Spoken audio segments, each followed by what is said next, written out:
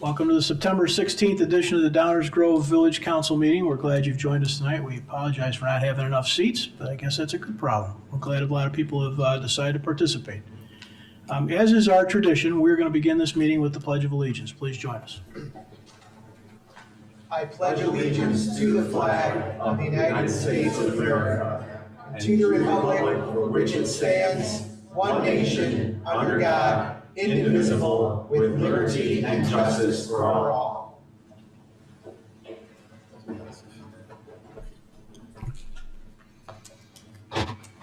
Rosa, would you please call the roll? Mayor Barnett, Here. Commissioner Sadowski-Fugit, Here. Commissioner Gilmartin, Here. Commissioner Tully, Here. Commissioner Davenport, Here. Commissioner Sarver, Here. Commissioner Rowe. Here. Welcome, everyone. Good to see you all tonight. Do my best to speak up. Item 3 on our, well, before we go to that, I don't know if there's enough copies, but on the shelves to your right, there's a couple of countertops. On those countertops are typically copies of tonight's agenda. If there are still some there, please feel free to grab one so you can follow along and see where we are in the agenda. Item 3 on tonight's agenda are proclamations. Periodically over the course of the year, I issue proclamations. These are mayoral statements generally designed to raise awareness for things, highlight certain things, congratulate other things, generally items of what I think should be interest to the community, which the village and the mayor's office would like to highlight. We have 3 of those tonight. These are a continuation from last year. These are same ones we did last year, but I think nonetheless important. We'll start with Constitution Week. Whereas September 17th, 2025 marks the 238th anniversary of the framing of the Constitution of the United States of America by the 1787 Constitutional Convention. Whereas it is fitting and proper to accord official recognition to this magnificent document and its memorable anniversary, and to the patriotic celebrations which will commemorate the occasion. Whereas Public Law 915 guarantees the issuing of a proclamation each year by the President of the United States of America designating September 17th through 23rd as Constitution Week. Now therefore, I, Robert T. Barnett, Mayor of the Village of Downers Grove, do hereby proclaim the week of September 17th through 23rd, 2025 to be Constitution Week in the Village of Downers Grove, and urge all our citizens to reaffirm the ideals the framers of the Constitution had in 1787 by vigilantly protecting the freedoms guaranteed to us through this guardian of our liberties. Dated the 16th day of September 2025, Downers Grove, Illinois. I think you'll see a theme. These are all a little related. Good Neighbor Day.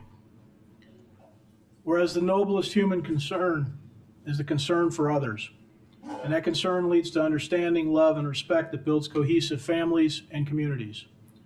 Whereas acts of neighborliness are often simple gestures that help us be a good neighbor, lift up others, or make our community a place we love.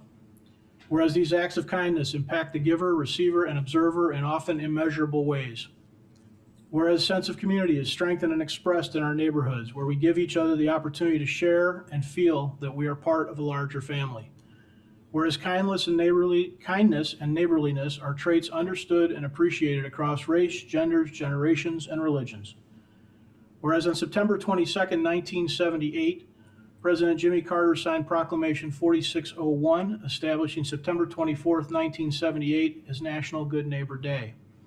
Now therefore, I, Robert T. Barnett, Mayor of the Village of Downers Grove, do hereby proclaim September 28, 2025 to be Good Neighbor Day in the Village of Downers Grove, and I urge all our citizens to pledge to be the good neighbor, with the goal of becoming a more connected and caring community, to be the person who lives with kindness and concern for their neighbors, to take the first step by connecting with neighbors and introduce yourself, to practice the good neighbor mindset, to make connections, offer invitations, stay aware, and be available to neighbors, and to practice tolerance and listening in an effort to understand each other better.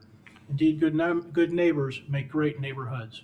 Dated the 16th day of September, 2025, Downers Grove, Illinois. Third proclamation is United Against Hate Week. Whereas bias is a human condition, and the history of humanity is filled with prejudice, discrimination, and violence against individuals and groups driven in part by those biases. Whereas United Against Hate Week calls for local action to stop hate and counter those implicit biases that can threaten the safety and civility of our neighborhoods, towns, and cities. Whereas the Village of Downers Grove welcomes all people regardless of history, gender, age, ability, race, religion, ethnicity, sexuality, or socioeconomic status. Whereas the Village of Downers Grove is dedicated to encouraging and defending an inclusive environment that welcomes and respects the contributions of all its residents in enriching our community, and in which every individual feels valued, respected, and safe, and is given the opportunity to thrive. Whereas the Village of Downers Grove denounces discrimination, prejudice, racism, ageism, sexism, bigotry, bullying, or violence in any member toward any individual.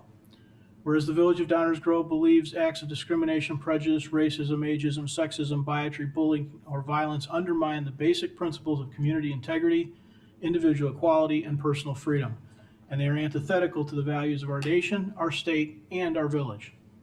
Whereas the Village of Downers Grove is committed to ensuring an environment where discrimination, prejudice, racism, ageism, sexism, bigotry, bullying, and violence are foreign to public policy, foreign to governance, and where individual liberty is free to flourish. Whereas the Village of Downers Grove works to encourage civil dialogue, mutual understanding, and acceptance to foster empathy, compassion, and unity among our residents, businesses, and guests, by promoting inclusive practices and respectful dialogue in all we do as we govern and serve our community. Now therefore, I, Robert T. Barnett, Mayor of the Village of Downers Grove, do hereby proclaim our recognition of United Against Hate Week 2025 and affirm our support for efforts to build respect, inclusion, and shared sense of belonging for all individuals within our community. We encourage residents, businesses, and organizations across the community to reflect on their own actions and to visit www.justice.gov to learn more about what they can do to help support and defend the basic freedoms all citizens deserve, to champion inclusivity and belonging, and to look for opportunities to extend compassion and understanding to others. Dated the 16th day of September, 2025, Downers Grove, Illinois. Thank you for taking the time.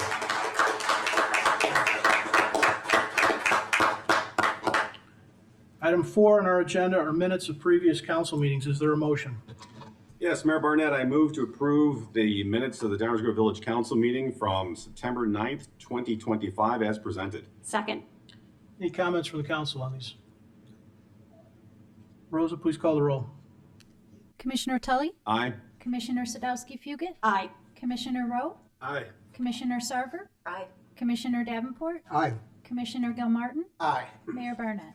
Aye. That motion passes unanimously. Item 5 on our agenda is the public comments portion of the meeting. We've got a big crowd tonight, and I'm suspecting many of you are new or maybe haven't been to a village meeting in a while, so let me go through a little bit of decorum here. This is the portion of the meeting where we take public comments on items not on tonight's agenda. Any agenda item coming up yet tonight, either first reading or active agenda items, will offer additional opportunities for public comment. So again, this is the time of the meeting where we take public comment on items not on tonight's agenda. First, let me remind everyone that this is not an opportunity for debate. This is a public meeting, open to the public. It is not a meeting of the public. It is a meeting of the village council. We seldom, if ever, cut people off. We do expect that people respect the time limit to allow everyone here this evening an opportunity to address the council if they wish. If you plan to speak, please keep the following in mind when you come to the podium. State your name for the record. Address your comments to me as chair of the meeting. Keep your comments to 5 minutes or less. Avoid repeating what others have already said. It's okay to say you agree with a previous speaker. In fact, you'll often hear and see the council doing just that as we debate. Please keep your comments to 1 visit to the podium per subject. And remember that comments are most effective when they focus on subjects within the scope of Downers Grove Village governance. And so with that, we welcome comments in the public comments portion of this meeting.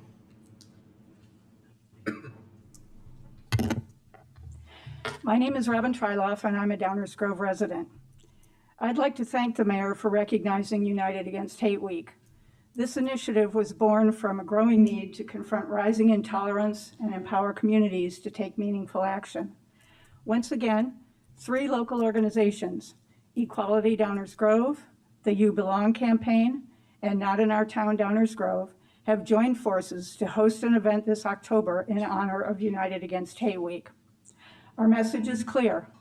When cities and residents stand united against hate, we foster respect, restore civil discourse, and build inclusive communities where everyone belongs.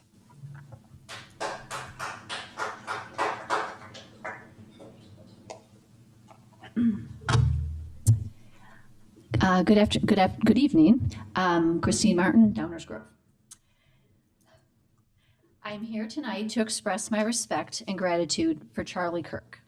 He was a man who, in his short 31 years, accomplished more good than few do in a lifetime.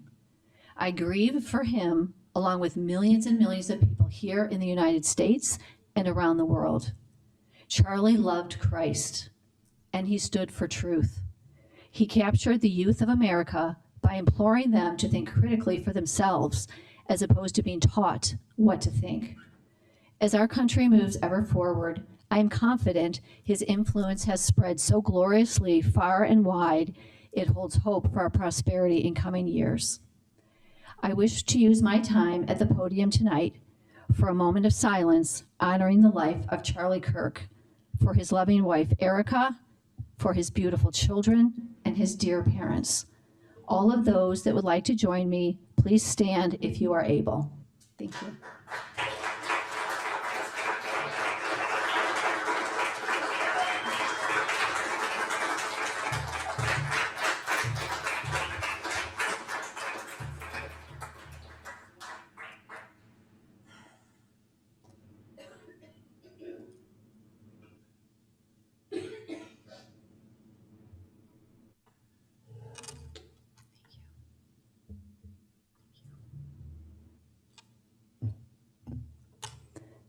Our Father, who art in heaven, hallowed be thy name. Thy kingdom come, thy will be done, on earth as it is in heaven. Give us this day our daily bread, and forgive us our debts, as we forgive our trespasses. And lead us not into temptation, but deliver us from evil. For thine is the kingdom, and the power, and the glory, forever and ever. Amen. Thank you.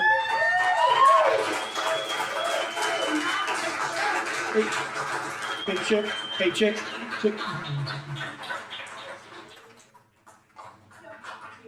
Hold on one second, please. Guys, listen.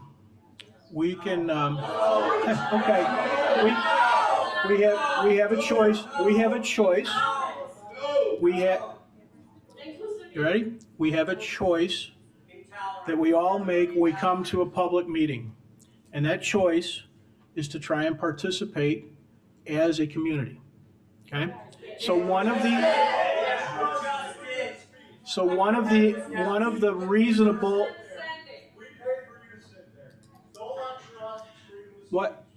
the reasonable expectations of a community meeting.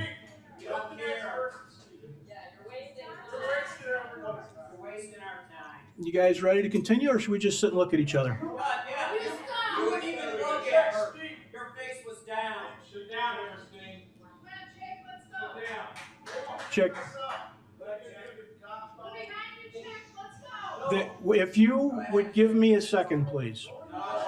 What I am trying to say is that every person that comes to this podium is afforded the same right to speak. And what I'd like everyone to not do is interrupt that person. I don't care whether you agree with them or you don't agree with them. Every person is afforded that same time to come to this podium. So if you don't agree with them, don't shout at them. Don't try and shout them down. Wait for your turn to tell us what you think. You will get that turn. But the idea, if we're all just going to shout at each other, then first couple things are going to happen. We'll end up not continuing a meeting. We will end up not continuing a meeting. We will also end up not getting the point, which I think is you want to be heard. So if we can have a little decorum, if we can allow each other to come to the podium, get your 5 minutes and not interrupt each other, then what will happen is everyone will get an opportunity to be heard. And I think that's the point. You have a message that you want to deliver, whatever subject it's on. And the way you get to do that is by allowing others to do the same. So please don't shout anybody down. Don't cut anybody off. Let people have their say. Chick, go ahead. All right, thank you. Eileen Briner, I'm a resident. On Saturday, I went to coffee with the council. Chris Gilmartin, Mayor Barnett, Leslie Fugit, and Tommy Sarver were there. I asked if we could do a minute of silence for Charlie Kirk at the Tuesday council meeting. I was told, absolutely not. I was reminded by Chris Gilmartin that there is public comment time. So we've used our own voices and free speech to honor Charlie Kirk, who was assassinated by someone filled with hate. Interesting that you spoke about hate, but would not allow a minute of silence for a victim of hate.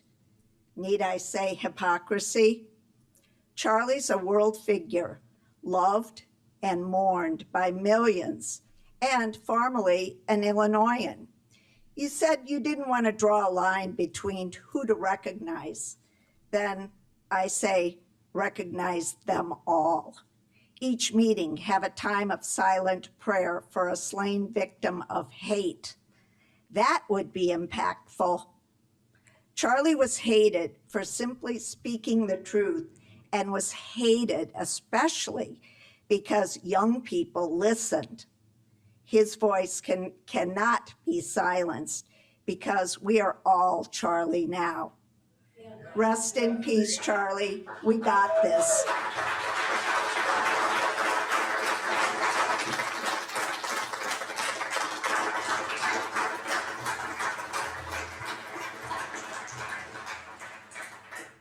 My name's Carlotta Hickman.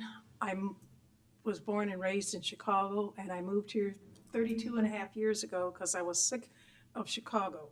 And I'm sick of Chicago coming to DuPage County. We can all agree that our republic holds life, liberty, and the pursuit of happiness as foundational principles of government. It follows that it is required of us as citizens to have integrity in our thoughts, words, and deeds. Our Constitution outlines that we are to utilize the democratic process to ensure that all partake in a more perfect union. Our laws and proclamations are to establish justice, even for those whom we dislike and disagree with their politics. Civil public discourse is to occur to ensure domestic tranquility, so that all elected officials will be aware of our views and represent them in their laws and ruling, which results in promoting the general welfare of the public, us. Therefore, this secures the blessings of liberty to ourselves and to our prosperity. As elected officials, you took an oath of office to uphold the Constitution. It is your civic duty to listen to and to grant respectful requests from we the people whom you govern. Thereby, upon upholding the Constitution that you affirmed when you took an oath. We took an oath and pledge of allegiance, and we affirmed our participation in this unity. I will now list facts. Life is the sine qua non without which there is nothing our republic is founded on and would not exist. We respect all life and the unalienable rights endowed by a creator. We as citizens affirm this by taking the oath of the Pledge of Allegiance. An 18-year-old man who was raised in Arlington Heights, has maternal family ties to Downer Grove, began his organization in Illinois and opened up the first Turning Point USA in Lamont, if you didn't know that. We are to respect all who exercise their right to freedom of speech. There are no exceptions. Even if we don't agree or are offended by their politics, we are to show basic common respect. We are to be mature and respectfully agree to disagree. Charlie Kirk was exercising his civil rights when he was killed in cold blood. Because life is sacred and exercising our freedom of speech are so essential to our Constitution, we the people implore you to have the common basic decency and to have a moment of silence and respect for Charlie Kirk and the Constitution. I will amend the resolution that I am going to read to you, that I wish that just like you made these proclamations about the other three things, we the people and elected officials believe human life is sacred. This fact is how we are governed and is outlined in our Declaration of Independence, and our specific duties are outlined in the Constitution. we are to respect all life. We are to exercise the right of free speech. There are no exceptions, even if we don't agree. Charlie Kirk was exercising his right for free speech and religion in public civil discourse. Then he was murdered in cold blood. We the people abhor this act to silence him. Therefore, we stand up to exercise the right of free speech for anyone to express their views in public civil discourse. Amen.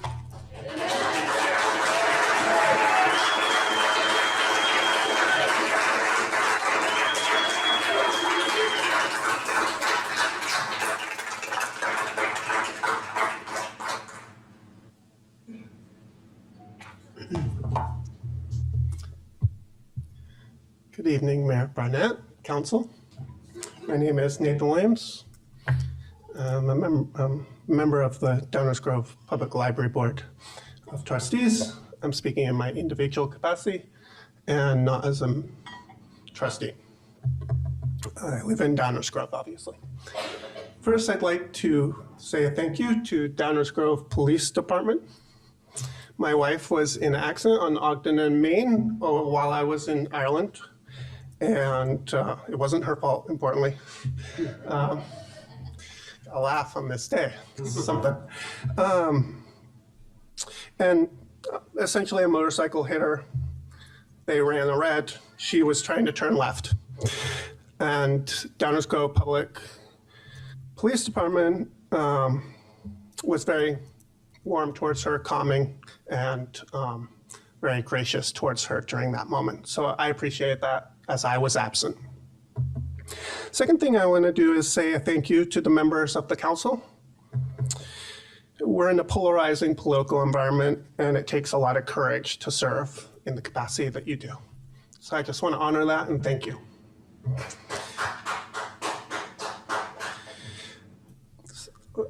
Additionally, I was profoundly affected by Charlie Kirk's murder. This isn't really a topic that impacts your governance, but I think it's the topic of the day that many people are speaking about, so I will say something. One thing I respected about him was his engagement in political discourse by conversing with those who disagreed with him. And I think that's an important thing to take away from his legacy. And he did it mostly in a respectful manner. If you watch the YouTube videos, and he spoke to the young, he spoke to the students, the next generation. We all should be doing that.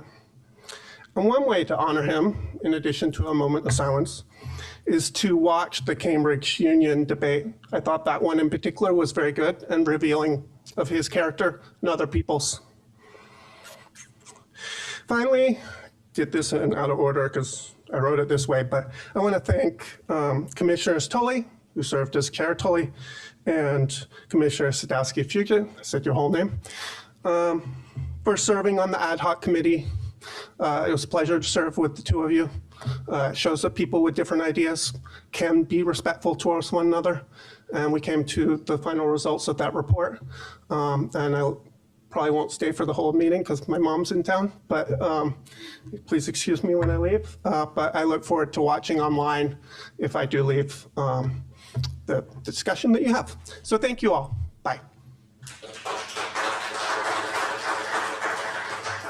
I'm Thomas Hesselink from Bolingbrook, Illinois, and I want to start out with special appreciation for the mayor and his statements in support of Constitution Week. I think that was really awesome, really great. The reason I'm coming to the mic is that I want to correct some severe, erroneous, let's call it disinformation that's been rumored against Charlie Kirk. There are people out there teaching and preaching that he promoted hate and intolerance.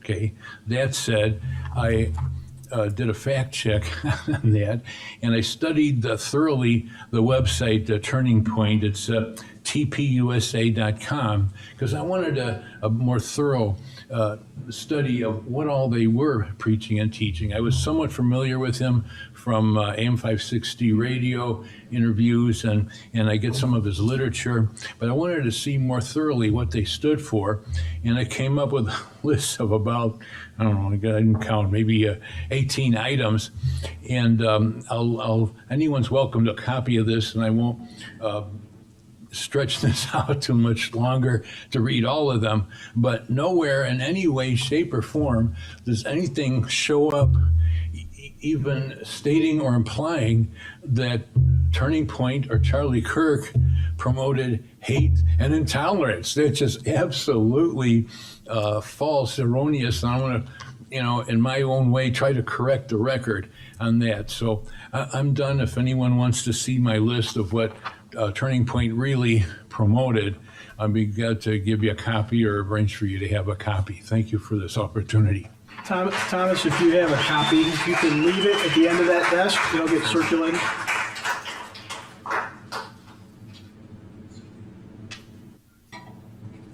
Hi, my name is Gloria Walshmark, Downers Grove resident. I want to thank you all for your statements of anti-hate and for Neighborliness Week and for all the things that hopefully make us a better community. We all stand against hate and violence, I believe. So I want to take a moment to honor the life of Minnesota State Representative Melissa Hortman, who was assassinated in a shooting at her home in Brooklyn Park, Minnesota on June 14th. She was a public servant and did her job well. She was killed by a man with a gun and hate in his heart, and that is never okay. And I believe that if we're going to honor people who have died by hateful violence, that she certainly needs to be among those remembered and honored. And so I just wanted to take a moment to honor her service and her life and to grieve with her family and her constituents, because she meant a lot to the state and she was doing her best to serve the government and the people. Thank you.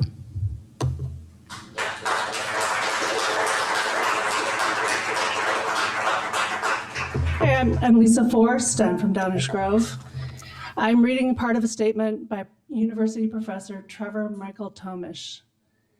The fact that Charlie was killed on a college campus for expressing his opinions and ideas, the one place in society whose sole purpose is to express opinions and ideas, should be a watershed moment. Every single member of every single university community, faculty, administrators, staff, and students should be lamenting this as it spells the death of the university. There should have immediately been a press release from every school in the United States condemning this act of ideological violence. Students should have been told about the gravity of this situation. Faculty should have been coached on how to explain what freedom of speech looks like. And every classroom should have an entire lecture devoted to why what Charlie was doing was fundamental to the fabric of American society. Instead, hundreds of professors and students celebrated and continue to celebrate. To date, there has been no statement from my university. Not a single one of my students heard from any of their other professors. Conservative students and faculty are taking the silence on behalf of administrators as an endorsement of violence against them. Those were the words of Professor Trevor Michael Tomish. And most of us in this room witnessed the brutal murder of a peaceful man. Most of us in this room witnessed the demonic celebration of that murder, calling him a Nazi, calling him hateful, yet thousands of hours of video of Charlie Kirk that are readily available prove those statements to be lies. For those of you who choose to ignore at least half of your constituents who are grieving over this assassination, your silence on this tragedy is almost as unbearable as seeing the hateful words of those who are celebrating.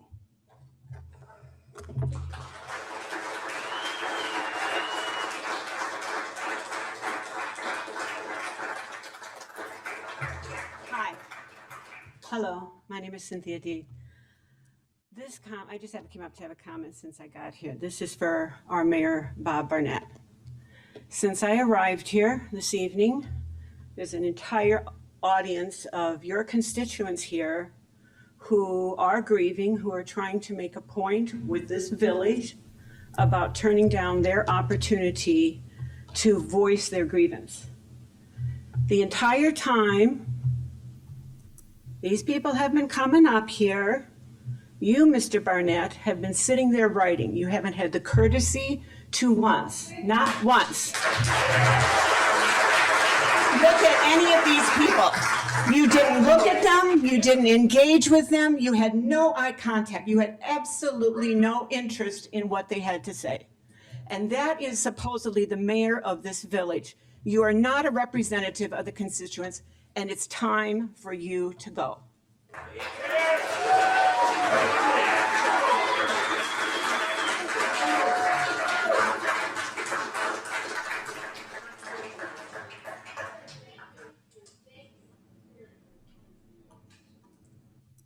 Anyone else, subjects not on tonight's agenda?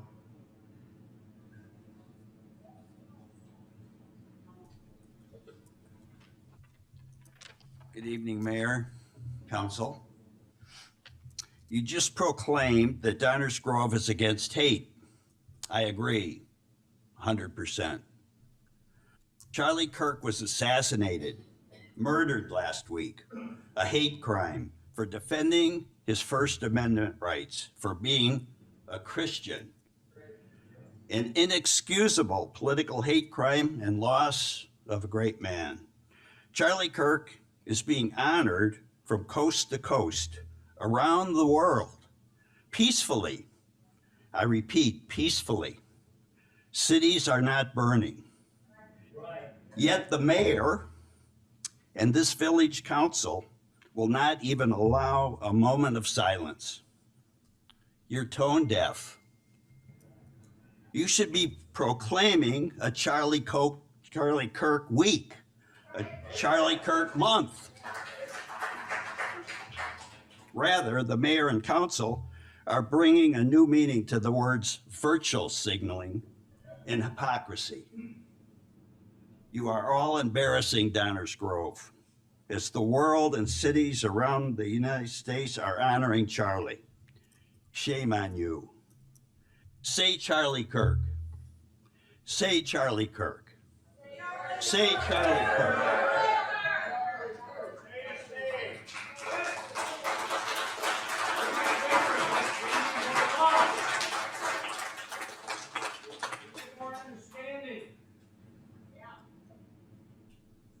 Anyone else?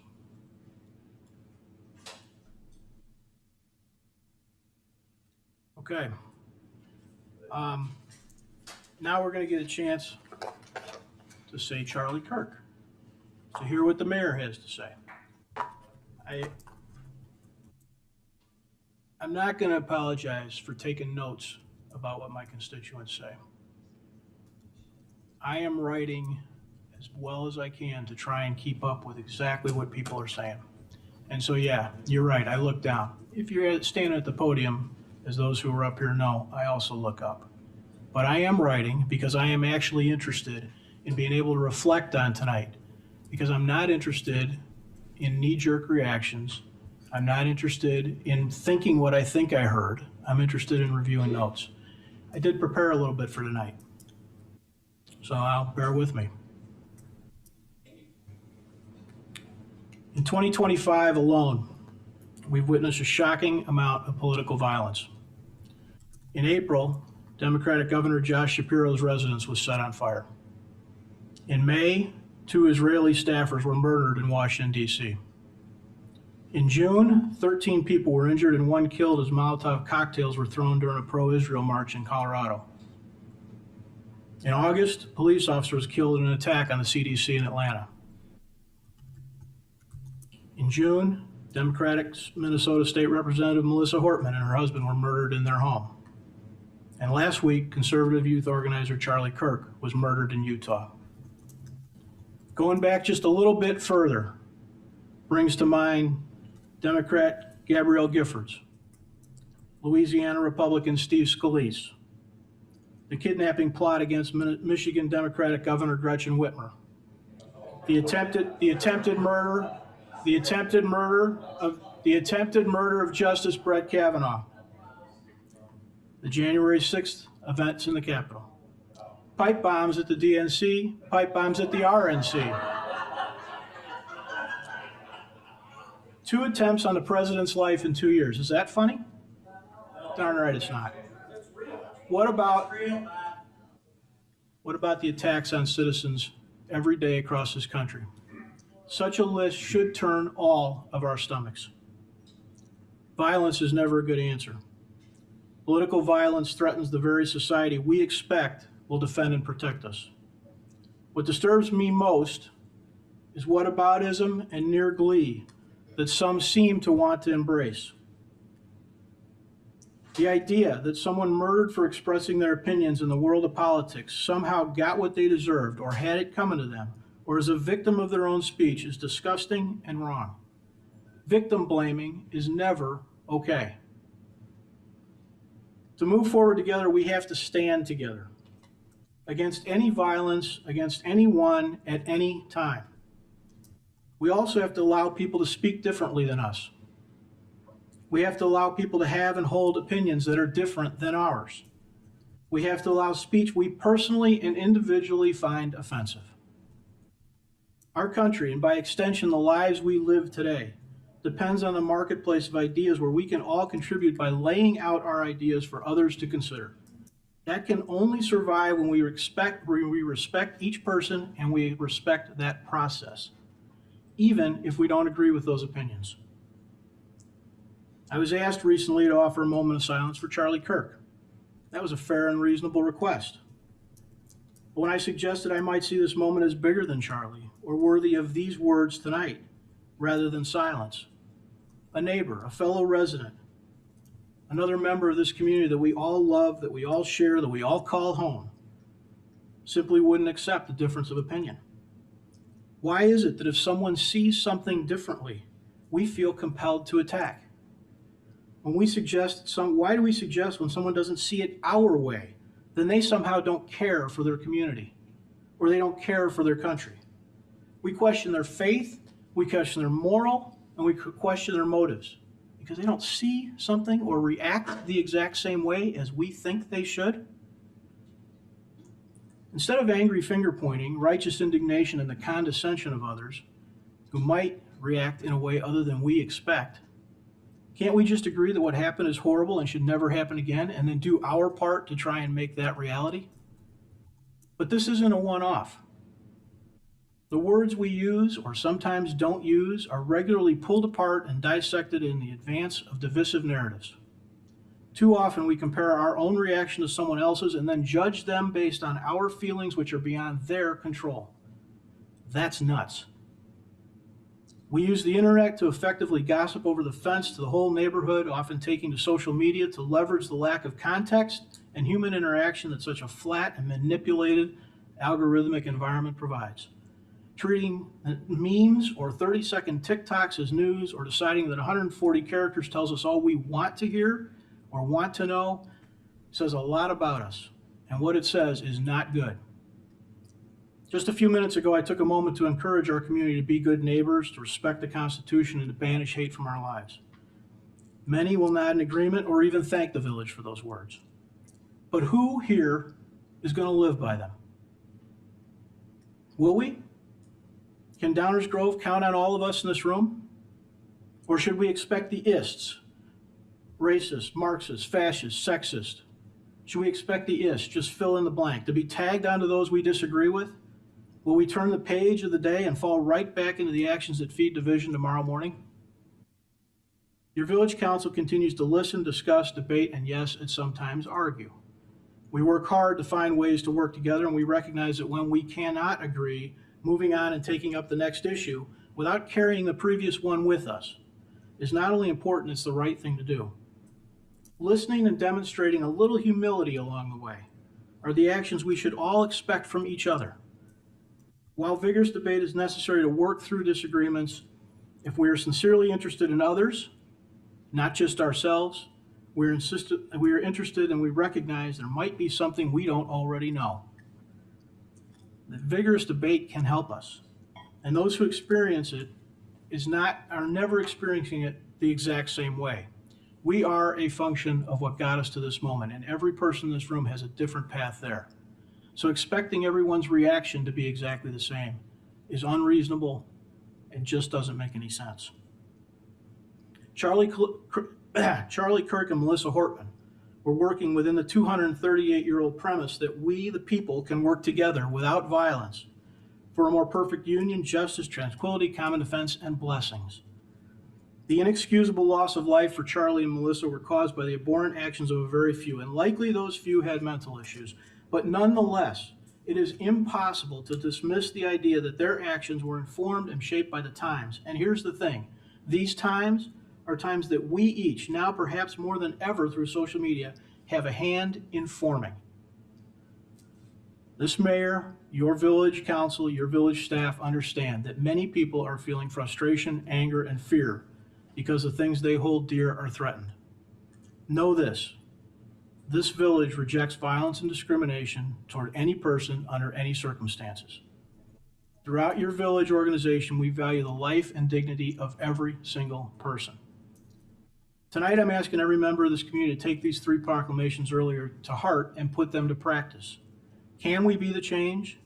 Can you be the change? We'll find out.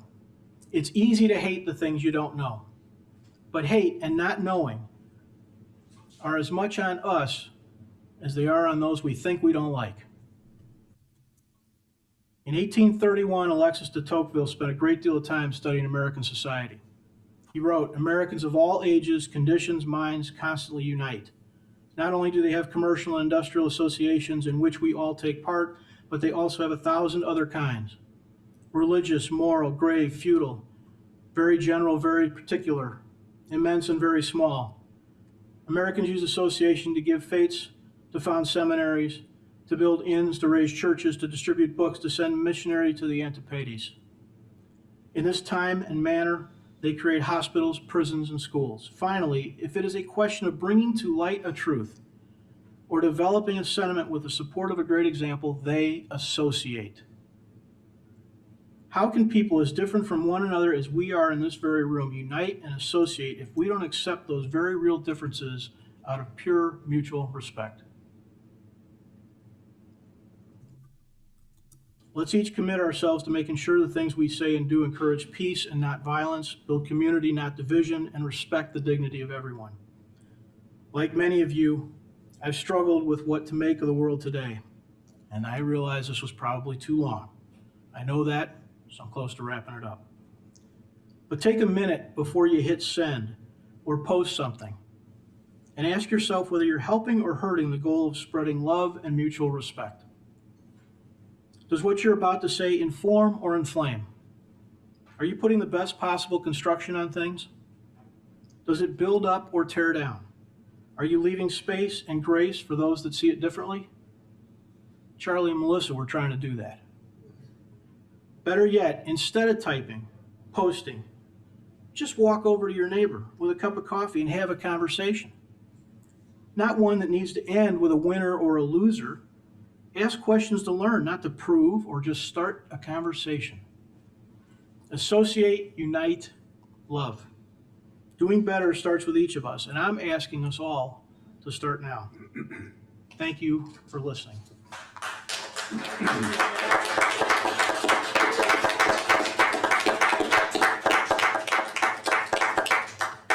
I also want to thank everyone for letting those that came to the podium after we got rolling have their moment. That is important. Everyone gets their moment. Item 6, we're going to move on, is the consent agenda. Is there a motion concerning the consent agenda?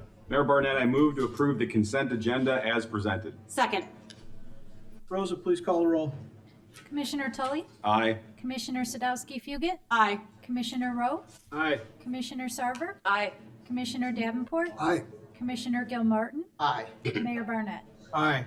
That passes unanimously. We were going to take just a moment. It looks as though many of our guests are going to move on, and so we'll let that kind of clear out before we continue. Just want to make sure everyone that's here can hear.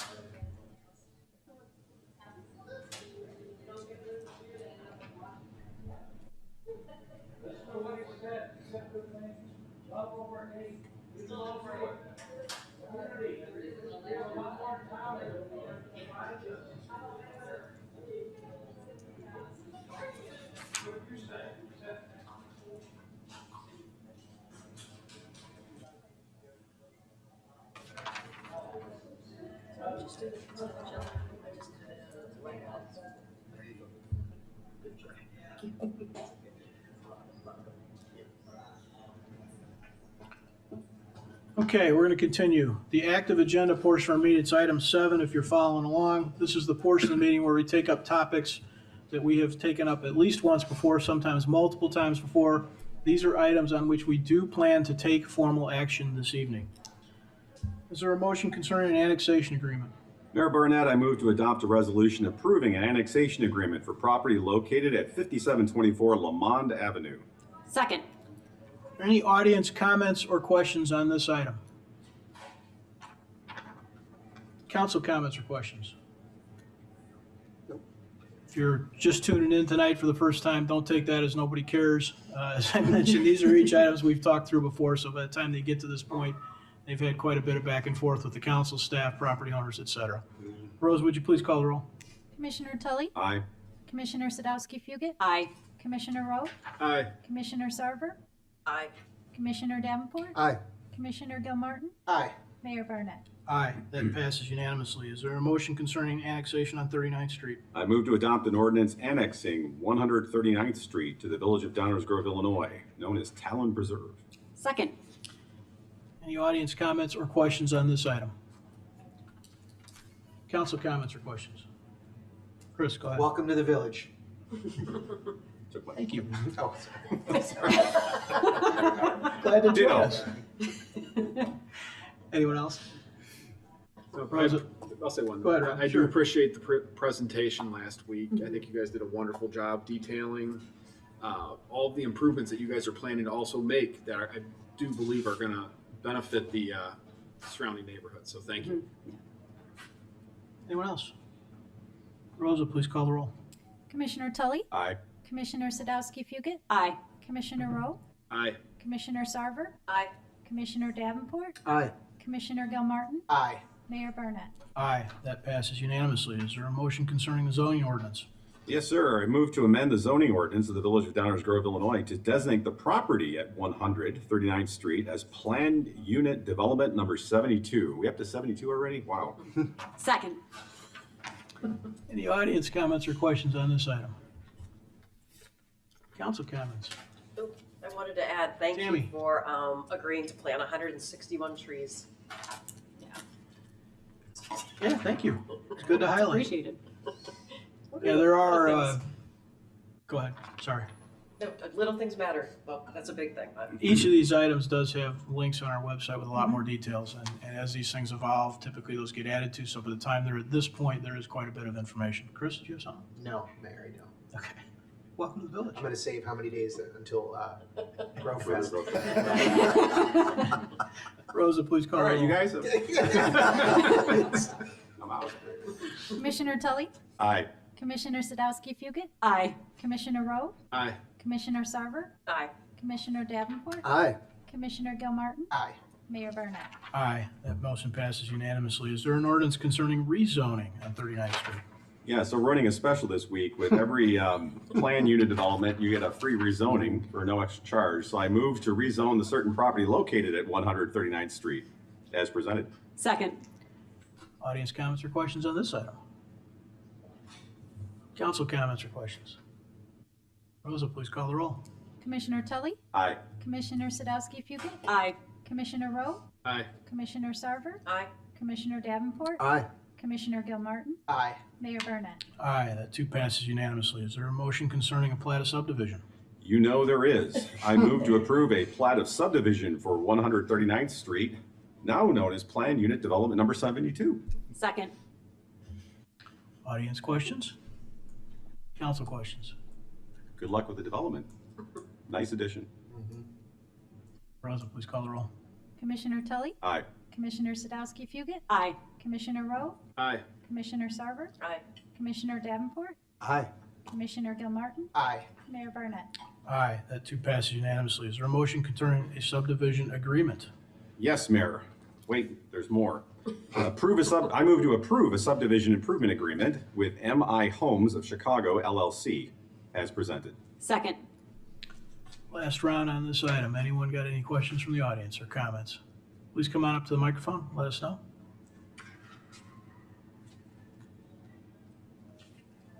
Carol Richard, Downers Grove. I was just wondering if there are any if there's any limit or limitations on what the developer there is doing with trees before the development. I don't think so. Oh, I believe they're adding more They're- than, yeah, they're they're adding more adding than are already 100. there. they're going to add more trees? Yeah, There aren't many there. Yeah, there really aren't many there, so they're adding Okay. a whole Big a open lot. field. Yeah, Okay, that's what I was wondering. yeah. Thanks. Trees and radio towers didn't mix back in the old days. Anyone else? Council questions or comments? Rosa, please call the roll. Commissioner Tully, Aye. Commissioner Sadowski Fugit, Aye. Commissioner Rowe, Aye. Commissioner Sarver, Aye. Commissioner Davenport, Yes. Commissioner Gilmartin, Aye. Mayor Burnett. Aye, that too passes unanimously. Is there a motion concerning a solid waste contract? Mayor, I move to direct staff to enter into negotiations of a solid waste contract for the village council approval with Republic Services, LRS, and Groot based on option 4. Second. Have any audience comments or questions on this item?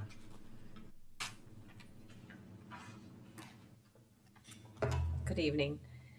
I'm Channing Hesse. I'm a resident of Downers Grove. I posted on Nextdoor app the information about this motion being heard tonight. And it was surprising how many people are interested in this subject. In less than 24 hours, I have over 58 comments. And I took a look at this and looked at this probably more deeply than I would anything else. And I find it very interesting because I want to commend the village, first of all, for having spent a lot of time on this. I can tell from the 63-page report.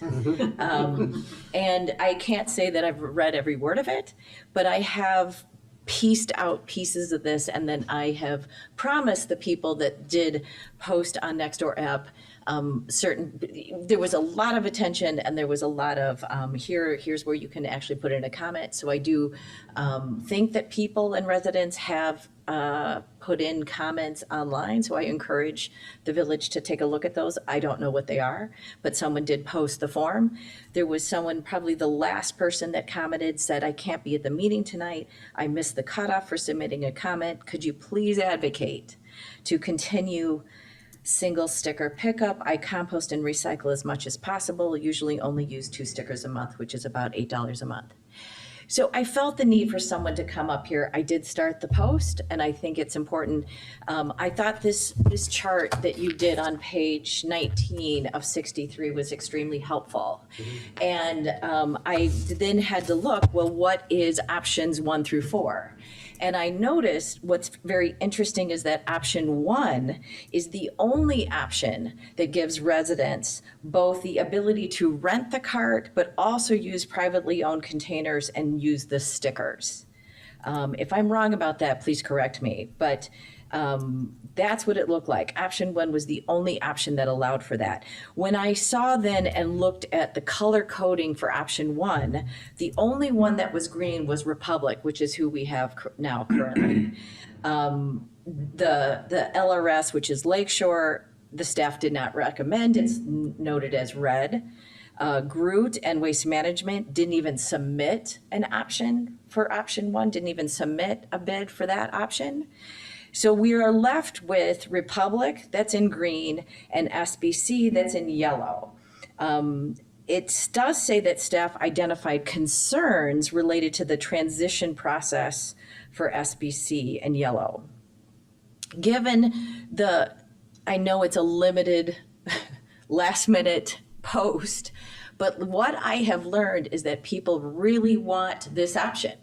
They really want to be able to use their private containers and be able to buy a sticker. And so I would encourage the village to at least consider adding SBC back in, since it appears as if the red and black are out completely. LRS is out. You do not recommend them. Groot and Waste Management don't even want that option. It only leaves Republic and SBC. So I'm here to suggest, especially given when I looked at the RFP documents, and this is my last comment, that in the RFP, it was it was specifically stated that the village, as one of their, let me use your exact language, one of your goals for seeking a solid waste program, it listed 7 goals, and one of those goals is to provide options for residents to choose. I think that's extremely important, given what I'm seeing just on a Nextdoor app post, is that everybody does want those options. So I would encourage the village to include both Republic and SBC, so we have more options.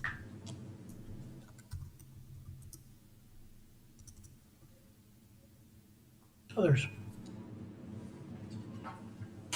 Evening. Steve Ruffalo, 4616 Linscott. As I stated last week, I'm really interested in how this all comes together and to use as much creativity and imagination in forming the eventual contract as possible with staff. And I thought a great deal last week, this week, about what you've put on the table. And I have a couple of thoughts that have come to mind. I come from a position that, and from my perspective, we all need to work to put less in a big hole in the ground. And I'm not sure that option 4 is taking us down that path or doing it in a sense that it will encourage or promote a structure that will change habits. As I was looking or thinking about this, I thought of other utilities. This is really a utility. They're bringing us a service to our homes, whether it's the electrical company, whether it's the gas company, whether it's the village and water.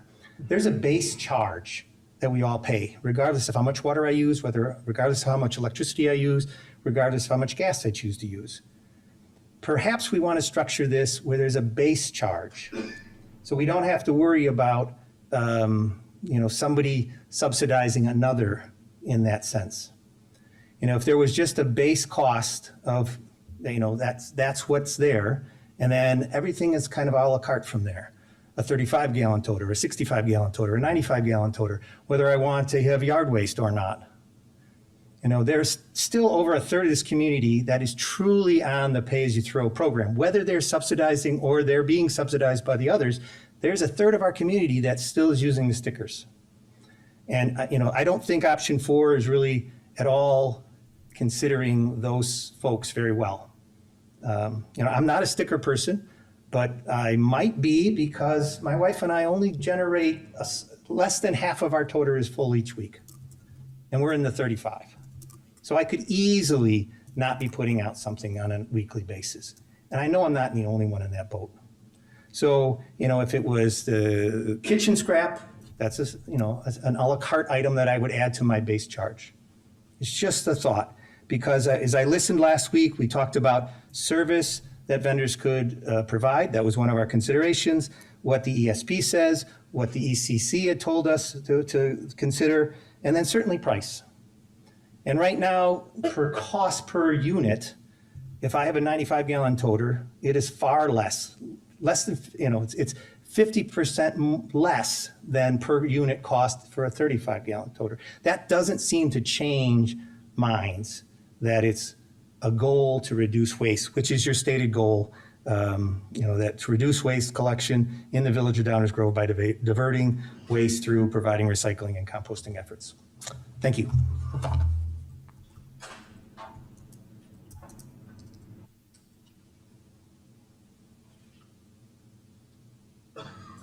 Any others from the audience on this item? Hey, council comments, questions, discussion? Martin, go ahead.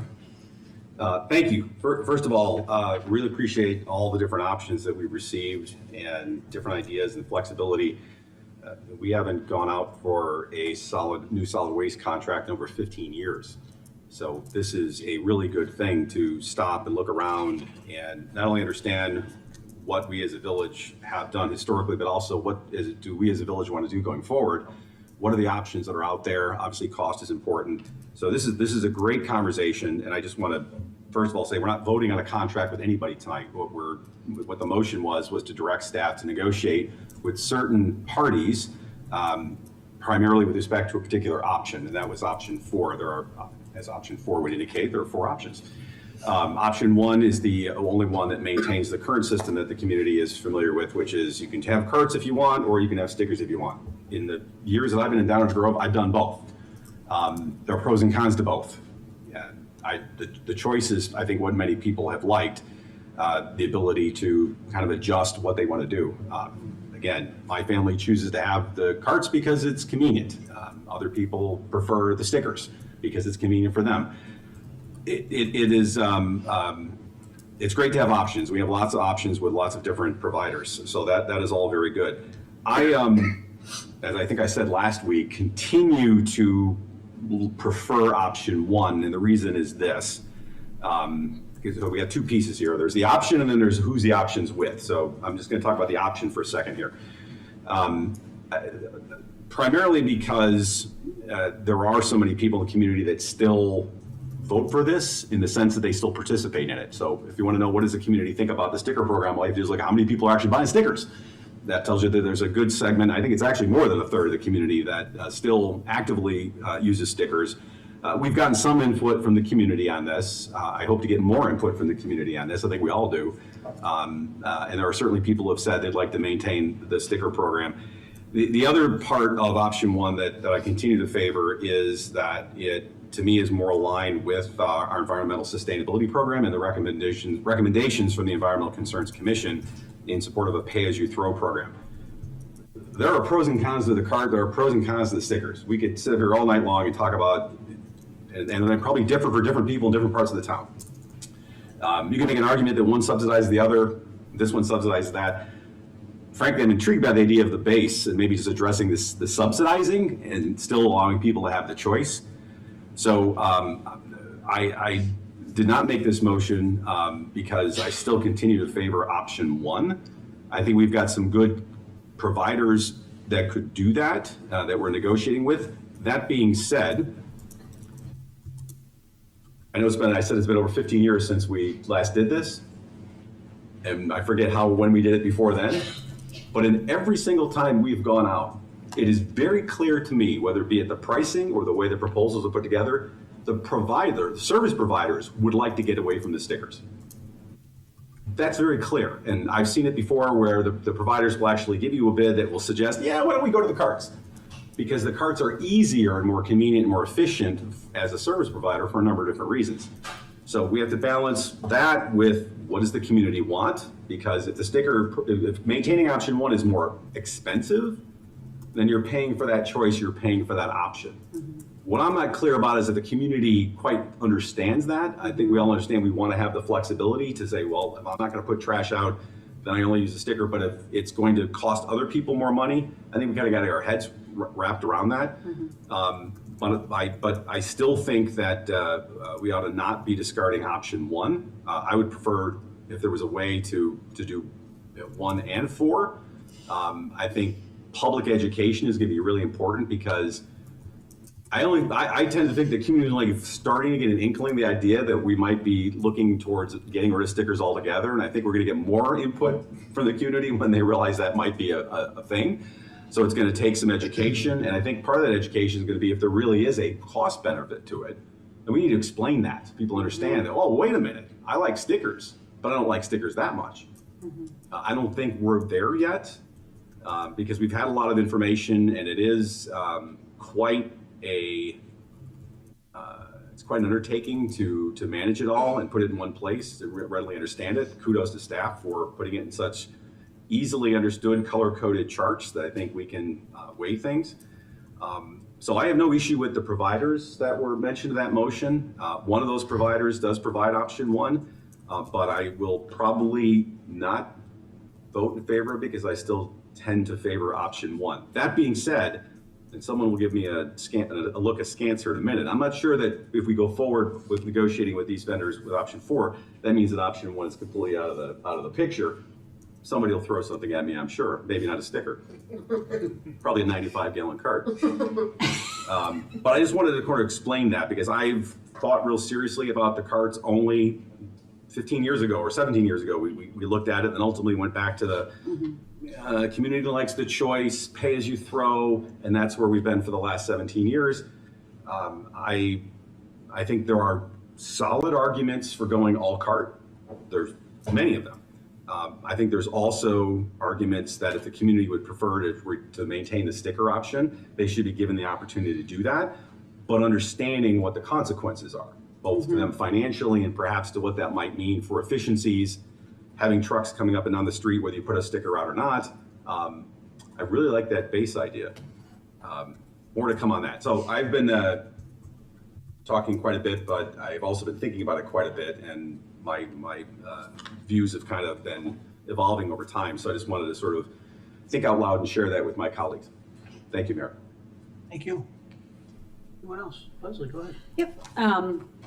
I do empathize with the stickers. I do think there might be a little bit of a legacy effect there. You know, it's just what people are comfortable with, and so you do tend to stick with what you're comfortable with. And so, again, as we've seen up here, in many ways, any sort of change is uncomfortable. But I do think if you're putting stickers out weekly, it is likely more expensive to use the stickers than it would be to use the 35-gallon tote in most of these instances. I am also the person who throws out basically 1 garbage bag a week. I don't have very much waste, but I also do use the cart because, again, it is more convenient and it really is more consistent. But I am in favor of 4, and I do think over time it will reduce waste. I understand that by using just a cart, it could theoretically have people put more waste into their cart, but it will also give them the opportunity to recycle potentially more. And by just talking with different vendors, we'll also understand the breadth to which they'll be able to recycle. So we'll be able to make sure that we're getting the biggest bang for our buck in terms of how much is able to be diverted from the landfill in terms of recycling.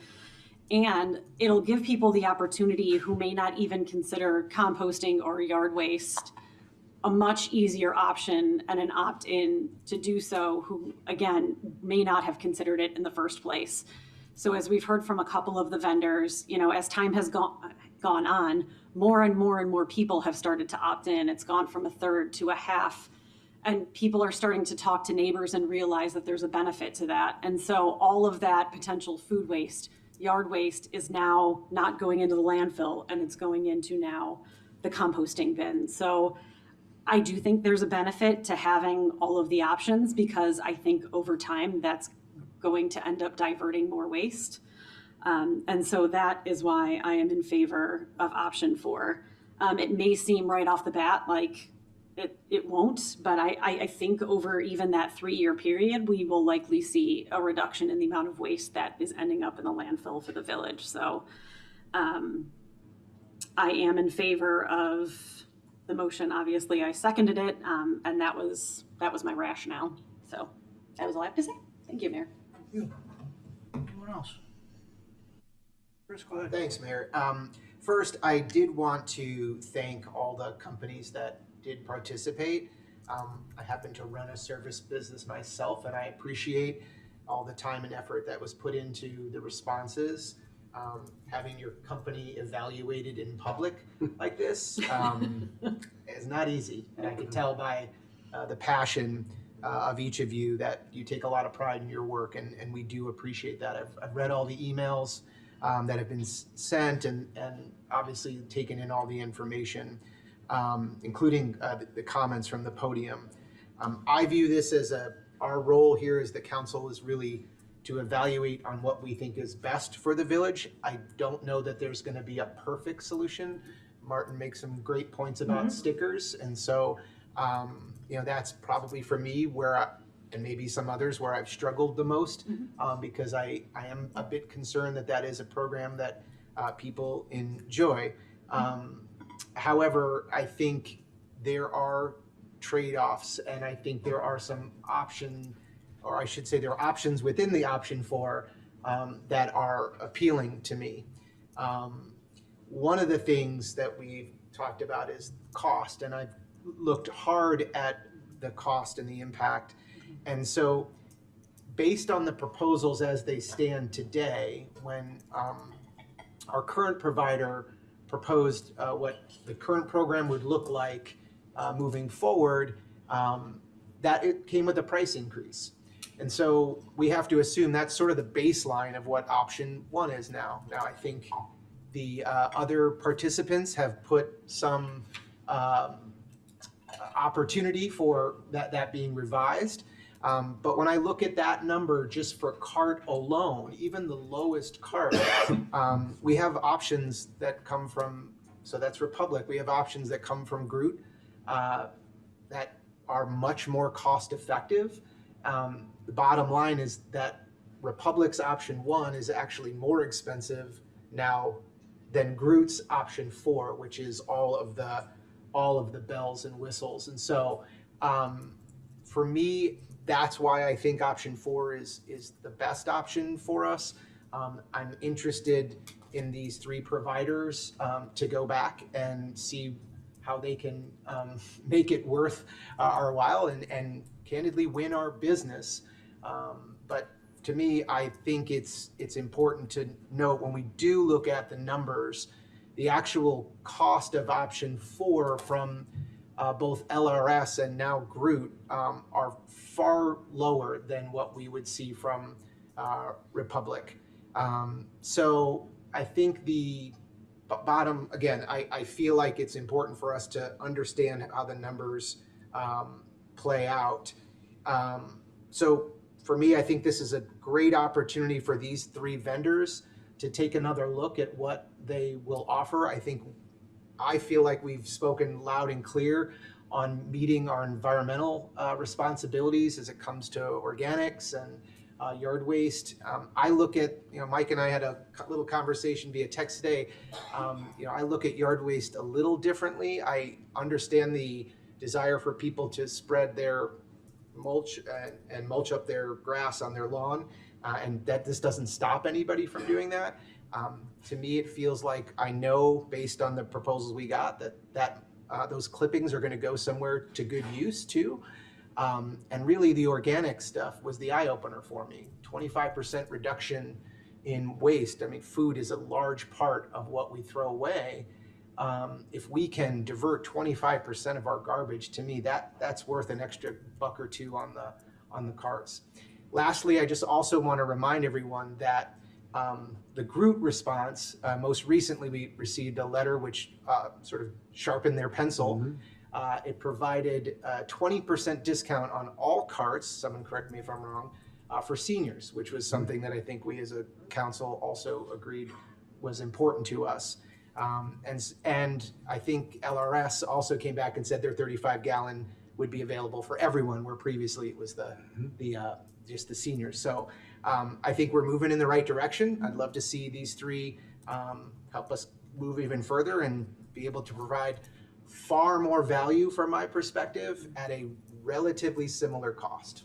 Thank you, Mayor. Thank you. Tammy? I also support Commissioner Gilmartin's motion.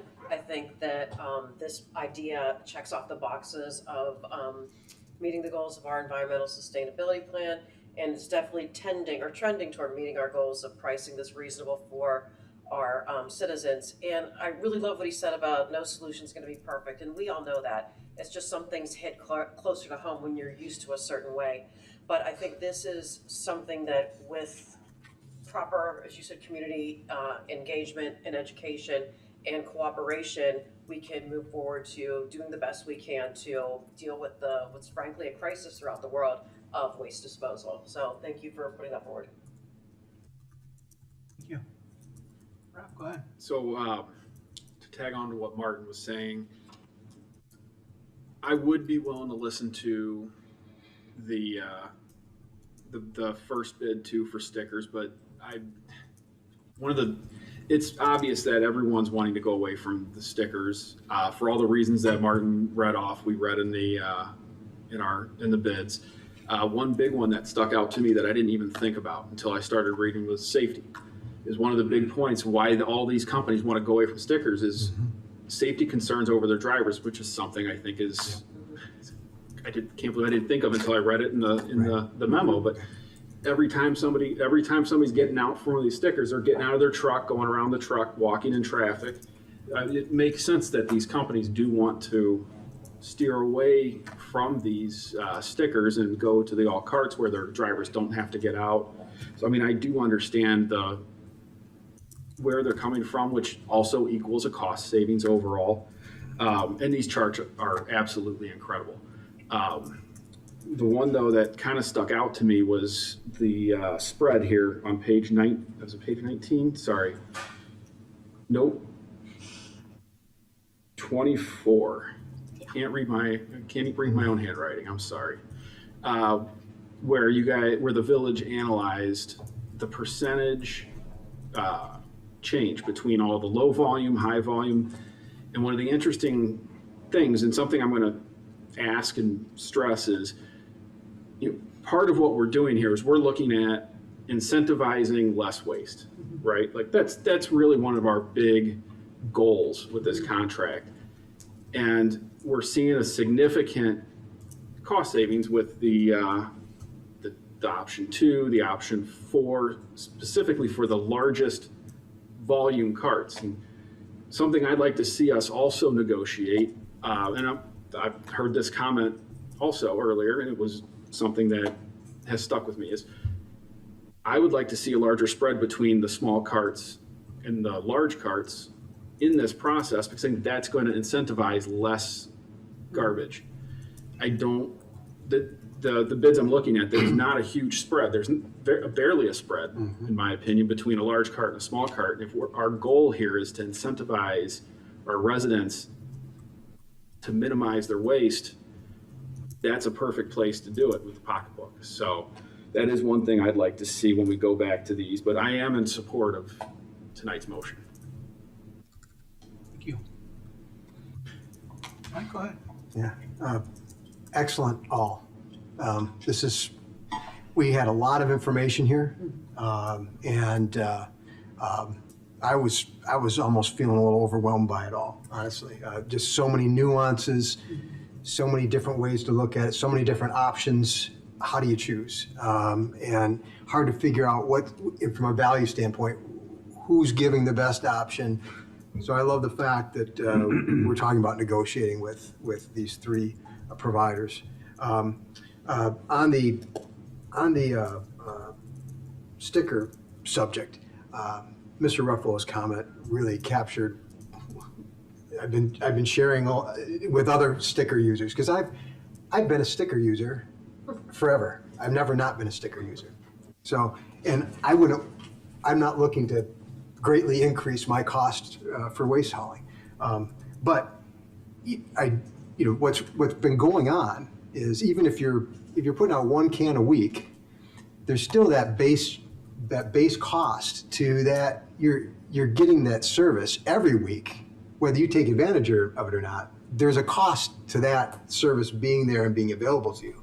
And if you've been doing it the way I've been doing it for the last 15 years, I mean, it's going to be a change, and I think some of the people are not going to be happy about the change. But I think there are ways that we can add value and also provide some trade-offs. So one is just a fundamental understanding of what I just talked about, is that hey, you've been getting a really, really great deal for a long time, but it's just not sustainable, and it's not fair. You look at the cost between option 1 and option 2 for those carts, you can see where all of a sudden the stickers go away. The option 2 cost for the 65-gallon unit, which is by far our largest resident use, it comes down. And there's a reason for that. And it's because of those economies we talked about. Glad you hit on the safety thing. I was going to bring that up as well. And that's important to recognize. Also, and I've had a couple conversations in the last few days about this with other sticker users, and so I have a question to ask. I think that there's a perception that hey, I'm not paying anything for recycling because recycling is somehow a profitable enterprise for the people doing the recycling. And I don't know to what extent that's true or not. So that's a council question I have for you. If we could look into that. Also wondering because I talked to some retired folks, and they take off for part of the year every year. Is it possible to have a seasonal option for those folks? And this is where stickers are really easy, right? Hey, I'm not there to put a sticker out, so I'm not paying for the garbage that I'm not putting at the. If there could be an option to seasonally say, I want to suspend my service for a while, right? I think that would be an important part of this for those folks. And the senior discount has to be part of this. I mentioned this before, and I just don't see any way around it. And I've noticed too, a lot of the people that I'm talking to are seniors, and that makes sense because I'm about there, so I can relate. Hey, I'm an empty nester. I'm like, yeah, I am too, and so we need to be sensitive of these costs and provide options for folks. And so I appreciate that the pay-as-you-throw provides options, but I think that we can build options into what we're doing that'll help to mitigate some of the additional costs that may occur for the person that's putting out maybe only once or twice a month. As has been said, and I've mentioned this before as well, I mean, the way things are structured right now, even with our current system, if you're putting a sticker on a can 4 weeks in a month, the difference in that cost versus that rental cart is pretty negligible. It's like a couple bucks, really, is kind of where we've gotten to. So, and that's kind of been trending that way over time. So it's really no surprise now that we're seeing, hey, there's greater economy in not having the pay-as-you-throw. What else did I want to hit on? Just so, bear with me for just a moment. I want to run down some of the things that I'm really expecting in this. All residents being provided with a refuge and a recycling cart. Bulk items being picked up either as part of the base fee or with stickers. Yard waste needs to be part of this, obviously. And I was thinking before that it kind of needed to be stickers or a fee, but I've heard some persuasive arguments. Although I did want to highlight that I think the bigger issue is in the fall when we get all these leaves falling, right? And wanting to encourage people to mulch those up, as I do on my yard every year. And my grass looks great, I think. Mm-hmm. So don't tell me otherwise. I hear them chuckling. So that's so that part of my inclination for requiring a fee on the yard waste was to encourage folks to mulch some more. But Leaving your leaves also helps with lightning bugs as well, so. Oh, really? Yeah. Good to know. Yeah, that's why I got more lightning bugs. Or fireflies. Do we say fireflies? Nuclear or let's see. I want all residents to be able to choose between a 35-gallon, 65-gallon, and 95-gallon cart. And we saw this now in LRS coming back and saying everybody would have the option for the 35. Year-round composting needs to be available. And I'd prefer to have a cart for that, a container for that, versus putting it in yard waste bags, but not opposed to that. Electronics and hazardous waste recycling. It needs to be offered periodically, but not every week, but it needs to be, I'd like to see that as part of this.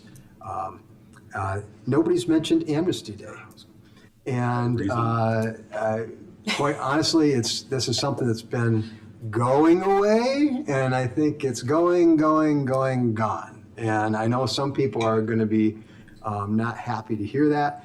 However, we're talking about still having bulk item removal, white goods and such, and of course the option to have more things hauled away for a cost. But I'm for one, and I look up and down my street on Amnesty Day, and I would guess it's maybe 50% of the people maybe have stuff out there. So, I don't think that I want to subsidize other people throwing away tons of stuff once a year, and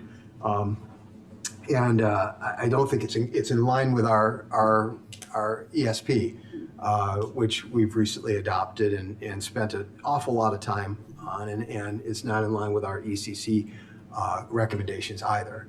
So that might be a tough one to swallow for some folks, but once again, it's not like there isn't going to be an option to be able to take care of bulk items and when you have it, but you might have to actually pay for that to be hauled away now instead of just being able to, hey, let's throw everything at the curb.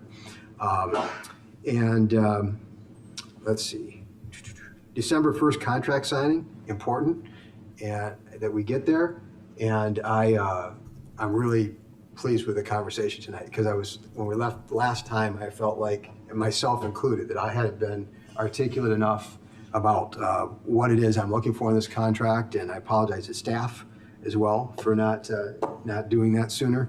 But it was a lot to take in. And then lastly, the waste audits I want as part of this as well. And I think that that's something that we need, and is once again something that's in line with our ESP. And so I'm confident that with the motion tonight and the negotiation that our fine staff is going to do, that we're gonna get to a place that I think adds value and is economical and has options.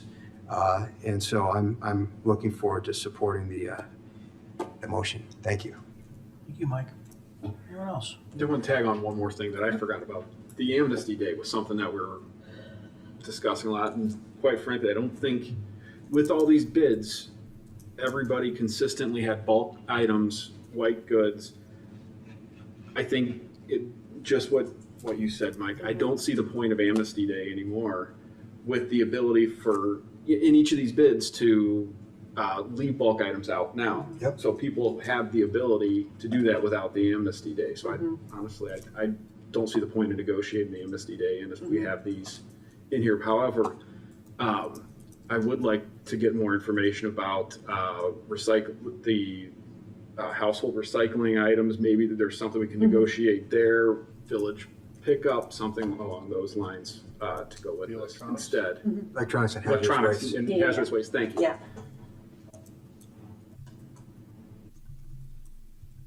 All right, anyone else? I'll have something when you're done. Okay, Rosa, please call the roll. Commissioner Oh, hold on a second. I'm sorry. I thought you were Oh, gonna say something. whoa, buddy. I thought you were at a comment. I do have something real quick. Sorry for the interruption. Rosa, please don't call the roll.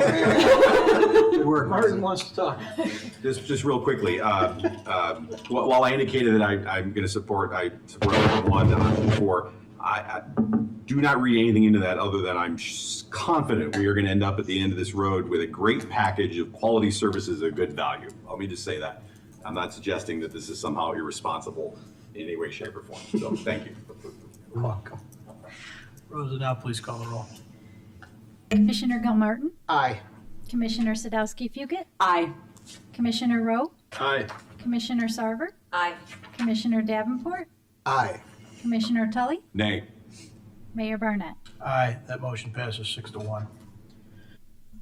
All right, that ends our active agenda for tonight. Takes us to, I'm juggling the agenda order just a little bit, and we are going to have our mayor's report. We're going to do mayor's report and then council member reports, simply because after that, we're going to have a little bit of more of our sort of group discussions that we've been having, where we don't necessarily follow the exact same order, do a lot of whiteboard work, some back and forth. It's going to be very much more workshop-like. So we're going to do the mayor's report next, and then council member reports, and then we're going to workshop some stuff. I only have one thing. I promise it's not quite as long as the last one thing I had. But I did take a moment to write some things down because I thought it was important. There's been a lot of discussion, and a lot of everything associated with and surrounding the subject of immigration enforcement in the United States. I was at a DMMC meeting earlier this week. It was one of the subjects every mayor was talking about. It's a subject I suspect everyone in this room has talked about, thought about, heard about, developed opinions on. But I thought it was important for us to clarify the village's role in this a little bit. So bear with me. As everyone was aware, the United States Immigration and Customs Enforcement Agency, part of the United States Department of Homeland Security, has added resources and has prioritized enforcement and specifically immigration-related arrests. Your village understands there may be questions about the role of Downers Grove Police Department in federal immigration enforcement activity, and we recognize that ICE efforts can be intimidating, so I thought we'd provide some additional information this evening. Illinois law speaks directly to this issue through the Illinois Trust Act. The Downers Grove Police Department complies fully with all state and federal laws, including the Trust Act. As noted in the Office of the Attorney General's website, the Trust Act generally prohibits local law enforcement in Illinois from participating in immigration enforcement. The focus of local law enforcement is on community safety, not immigration status. For more information on law enforcement and immigration, please visit the Office of the Illinois Attorney General website at illinoisattorneygeneral.gov. A couple of key components of the Illinois Trust Act include local police departments, including Downers Grove, do not have the authority to enforce federal civil immigration laws. The law prohibits local law enforcement agencies from treating individuals in their custody differently on the basis of their citizenship or immigration status. Local police cannot stop, arrest, search, or detain an individual based on citizenship or immigration status. Officers may not detain or hold someone solely on the basis of an immigration detainer or a request from ICE unless accompanied by a valid court-issued criminal warrant. The Trust Act only permits law enforcement to participate in, support, assist, or share information with federal immigration enforcement in two narrow circumstances: when presented with a federal criminal warrant or when otherwise required by a specific federal law. More information on the police department is available on our police department's website at downers.us. Okay, so that was a little cold. So here's what I want our immigrant community to understand. The Village of Downers Grove is not in the immigration enforcement business, by law and by practice. The job of our police and fire departments is public safety. Most importantly, if you are in need of emergency help, please do not ever hesitate to dial 911.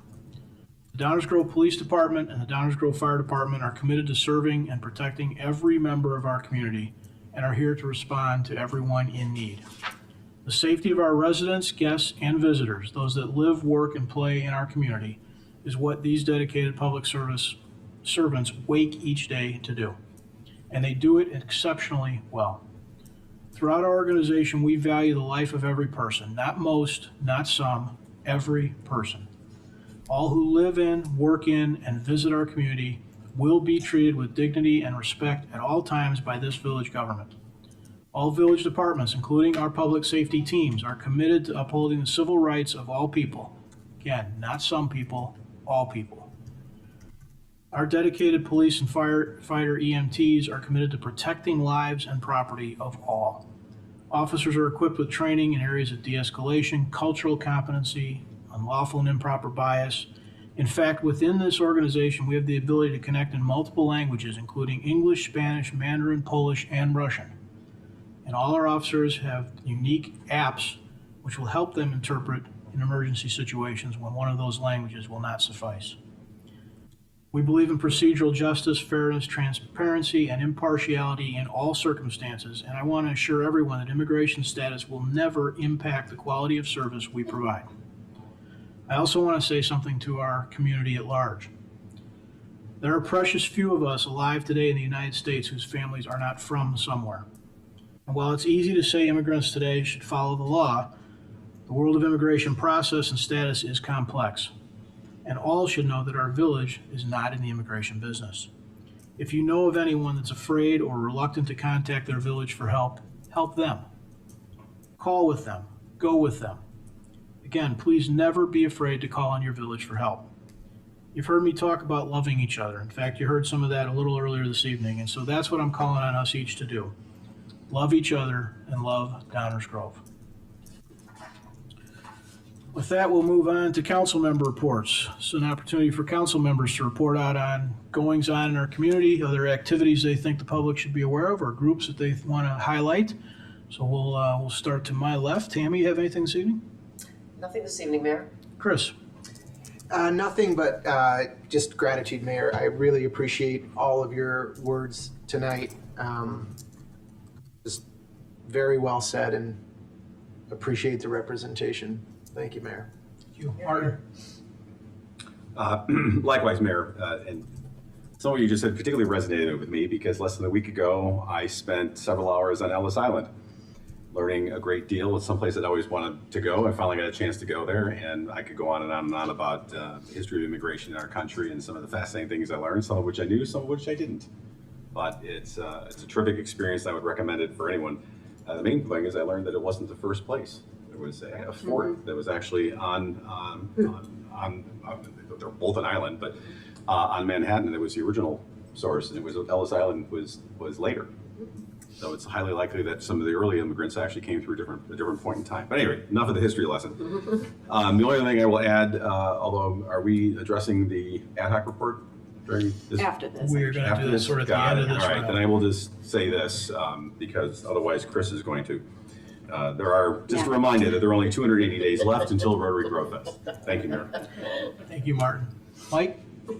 And Mayor, thank you for your words tonight. Unity and love and support and empathy. Really appreciate it.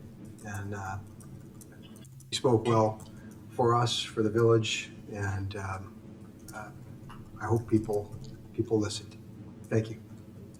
Rob? Really appreciate everything you said tonight. I support everything you said, and thank you. Leslie? Yeah, I want to echo what everyone. Now I got to say something. See how that works? See what happens? No, I appreciate everything you said. I even teared up. So, but seriously, thank you.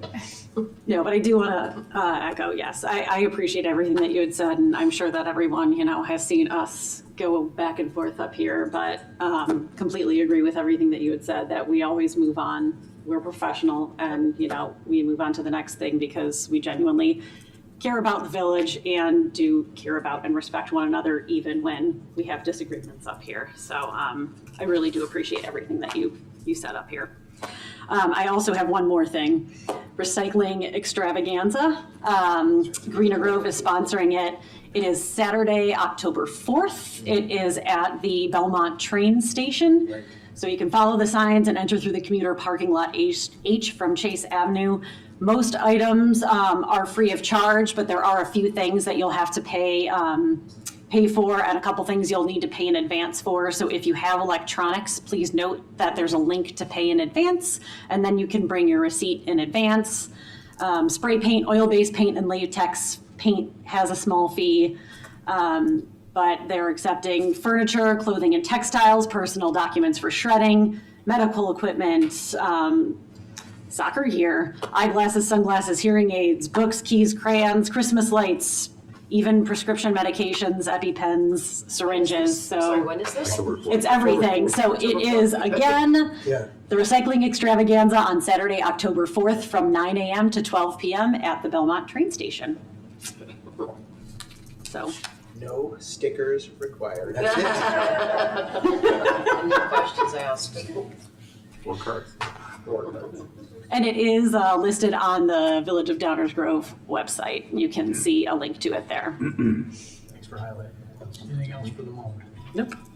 All right, we, under Councilman reports, if you're looking at an agenda, we do have an actual listed item. This is the final report of the Joint Ad Hoc Committee of the Downers Grove Village Council and the Downers Grove Library Board of Trustees. And I think we're going to start with Commissioner Sadowski-Fugit. Yep. So we spent, I believe, 7 months on the ad hoc committee as Trustee Williams, oh my gosh, yes, Trustee Williams mentioned. It was Chair Tully, myself, Trustee Kuntia, and Trustee Williams, and we were tasked with reviewing and researching alternative methods for the selection of Library Board of Trustee members, seeking and considering appropriate expert information, and submitting to the Village Council and Library Board of Trustees a report summarizing the attributes of an elected library board selection process, an appointed library board selection process, and potentially any other alternative selection process, of which we did not identify any. So essentially, we really summarize the attributes of an elected and an appointed library board. So we did convene 6 times over the 6-month period, and then we had, we were able to summarize everything in this report with the help of our wonderful staff, who I know spent many hours on this. We had 2 discussions with experts. John, I'm gonna butcher his name again, Straska, Executive Director for Every Library and the Every Library Institute, and Joe Filipek, who is the Associate Executive Director for Reaching Across Illinois Library Systems, otherwise known as RAILS. And we spent, $0 because those are nonprofits, and so we wonderfully were able to get this report without spending any money other than, again, staff time, which is still relevant. So we also did do a literature review of library law, history, governance. You will not be surprised to find that we did not get a lot in the literature review about information regarding appointed versus elected library boards. So we did find a little bit about other elected positions, but not a whole lot related to libraries. So as you can see in the executive summary, we are unique that we have a 6-member board. Again, that's part of that retaining a little bit of the commission form of government. Even though we are a council manager form of government, because of that little bit of commission form, we have the 6 members. And the other unique part of our village is that our Library Board of Trustees does set its own tax levy rather than the village setting the tax levy. When we engage the experts, they kind of both summarize that elected and appointed library boards, the attributes of an ideal board are essentially the same. And when they describe to us what really makes an effective board, it is really all about education and training, and a good understanding of the constitutional principles and library law, and the ability to appropriately handle issues related to materials challenges, privacy, budget, and patron confidentiality. So regardless of the method of selection, it really has to do with education, training, and the seriousness with which they take their jobs. Again, taking the oath of office seriously, fully recognizing the legal and ethical weight. Again, while both boards can function effectively, the main distinction lies in the taxing authority. So elected library boards have the authority to tax, while appointed boards have the power to advise on taxation. Again, with us being unique, that our library board does establish its own property tax, and we as a village council approve it. So if you continue on, we kind of have our introduction with the purpose and deliverables, which I kind of just went through. We had the creation of the Joint Ad Hoc Committee, which we all know. We had the combined conversations with the full Library Board of Trustees and the Village Council. at which point we determined we were going to create the ad hoc committee, and that was how all of this ended up created. We have summaries of the ad hoc committee meetings. I am not going to go through each summary because each time we had one, I did have a summary, but if you go onto the document that is on the website, each one of those are linked to either the video or the meeting minutes. I believe we had one where the audio did not record properly. We apologize for that, but there are detailed meeting minutes for that one. We then have a timeline of Illinois library history that starts from the Illinois State Library Heritage Project from 1839 to 2013. So we have a big spread of kind of all of the major points in history for what happened with Illinois libraries, and then we move on to legislature and governance. So we go through the Illinois Local Library Act, which really outlines how municipal libraries govern, and then we have the Public Library District Act of 1991, which gives you an idea of how public library, so district libraries, how those operate. And regardless of whether it's us as a commission form of government with 6 members, or if you've got the Naperville Public Library who has a 9-member appointed board, we are all operating under the same Illinois Library Act. So we all have the same expectations under the law. And the same is true for those who have district libraries. They operate under the same expectations and the same legal authority for the Public Library District Act of 1991. And they also outline for the Illinois Local Library Act how many trustees are on that board, depending on what form of government you have. So you can see that commission is 6, incorporated towns, townships, and villages not under commission is a board size of 7. Aurora is its own thing. And we'll get to that eventually. And then city libraries are 9. So we move to our library structure, which I'm sure we are all familiar with. We did move to the managerial form of government in 1962. We retained some pieces of the commission form of government. From what I could tell, reading some of the literature, it has to do with the mayor cannot veto and the mayor can vote. And that's some things that are a little bit different with us than with some of the other council manager. But there's not a whole lot of history on how or why this happened. And so we were not able to dig into that or the legal implications of all of it. So we did not get into it. We chose not to put that in the report. That was just me editorializing. It's not part of the report, but that was what I could tell from my digging into the research. So we have a little bit of the history of how to change our structure. So if we wanted to have a public library district, as we've discussed, we would either have a petition signed by at least 10% of the registered voters in the village. And again, that's all registered voters. Or have both the village council and the library board of trustees pass an ordinance approving the conversion to a library district. In 1993, a petition was filed requesting that a proposition be placed on the ballot to convert us to a public library district. Objections to the petition were filed, and the courts upheld those objections, and as a result, the proposition did not appear on the ballot. So that was kind of the history of us potentially moving to a library district, but then it did not actually occur. We also did a little bit of a dive into appointed versus elected and the size of municipalities, if they are elected, if they are appointed. We actually also even did a little bit of a dive into budgets, and that isn't necessarily reflected here, but you can see it in some of the meeting minutes. We ranked, I would say, middle to lower, I believe, in terms of our budget per capita. So we're about average, but you can kind of see the breakdown of Illinois library serving 30,000 to a 70,000 population. We've got 32 elected, 6 appointed, and 17 of those are municipal and 21 of those are district libraries. So kind of get an idea of that.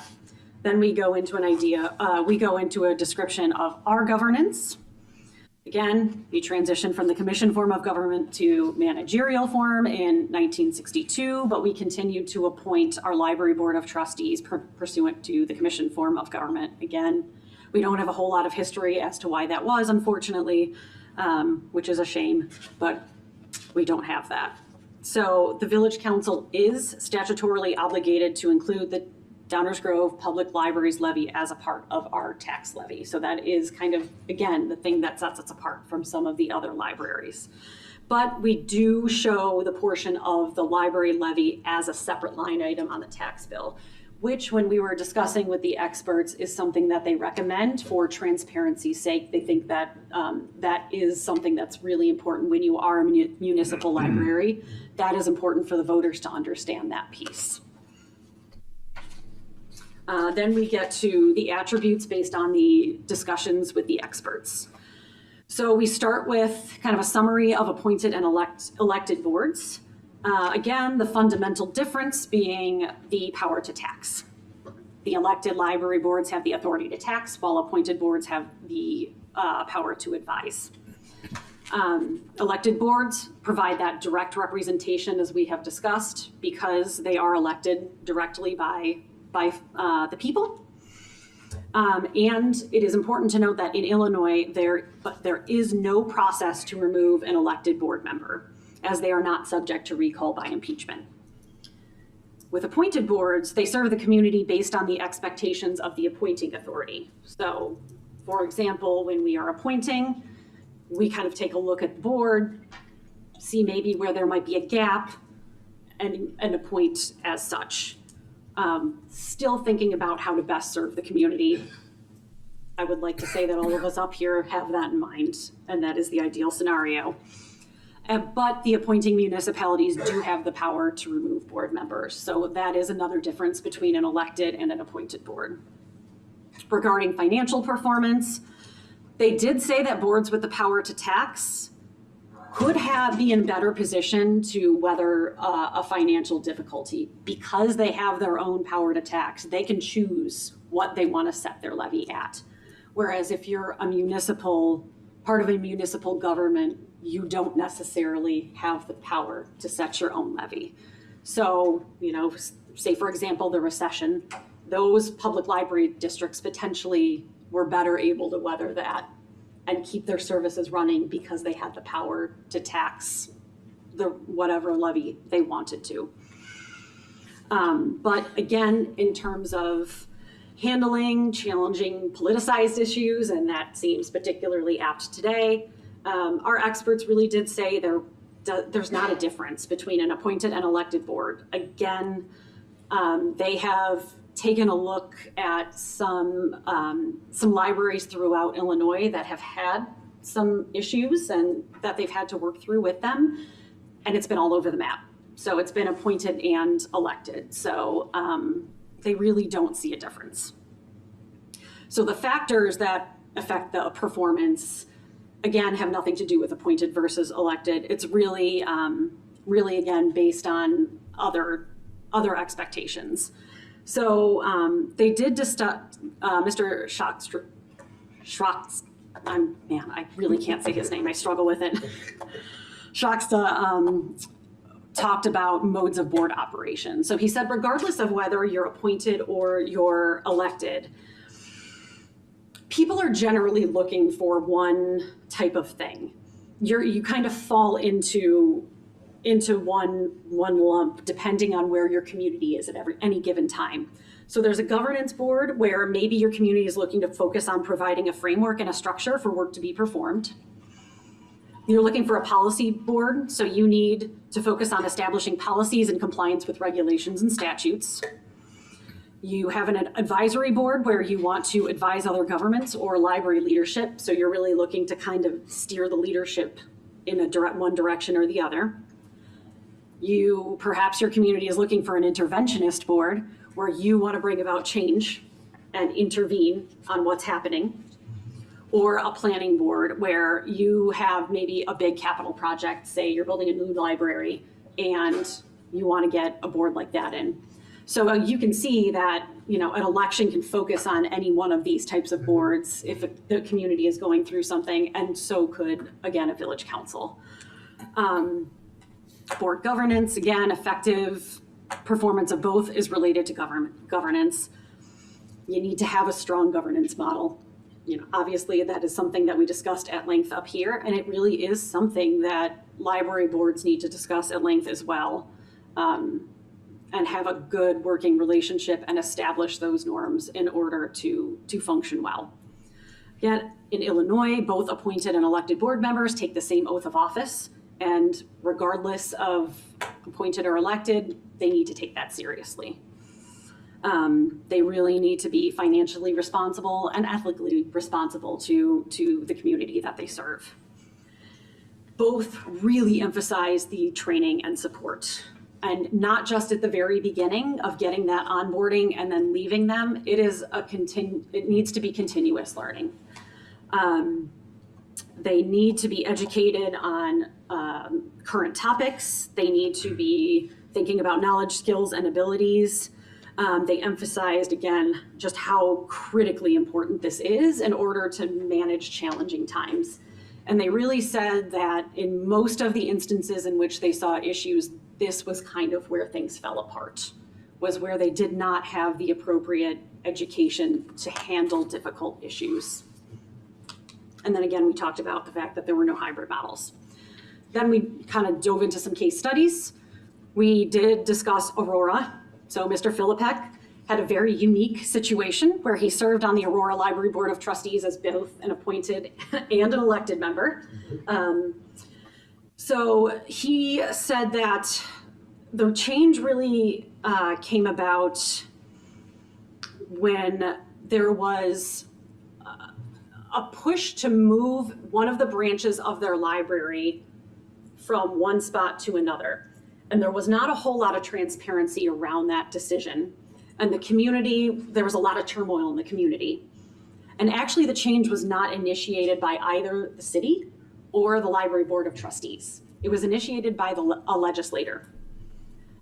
It was not supported by either the city at the time or the Library Board of Trustees because it took them both by surprise. And there were some concerns at the time. So the mayor of Aurora did point out that after they moved to an elected board, he was concerned that they had less Hispanic representation than before, because the mayor of Aurora thought that was actually, when he was appointing, something that was very important, because they do have a large Hispanic population. So it's really interesting when you talk about diversity.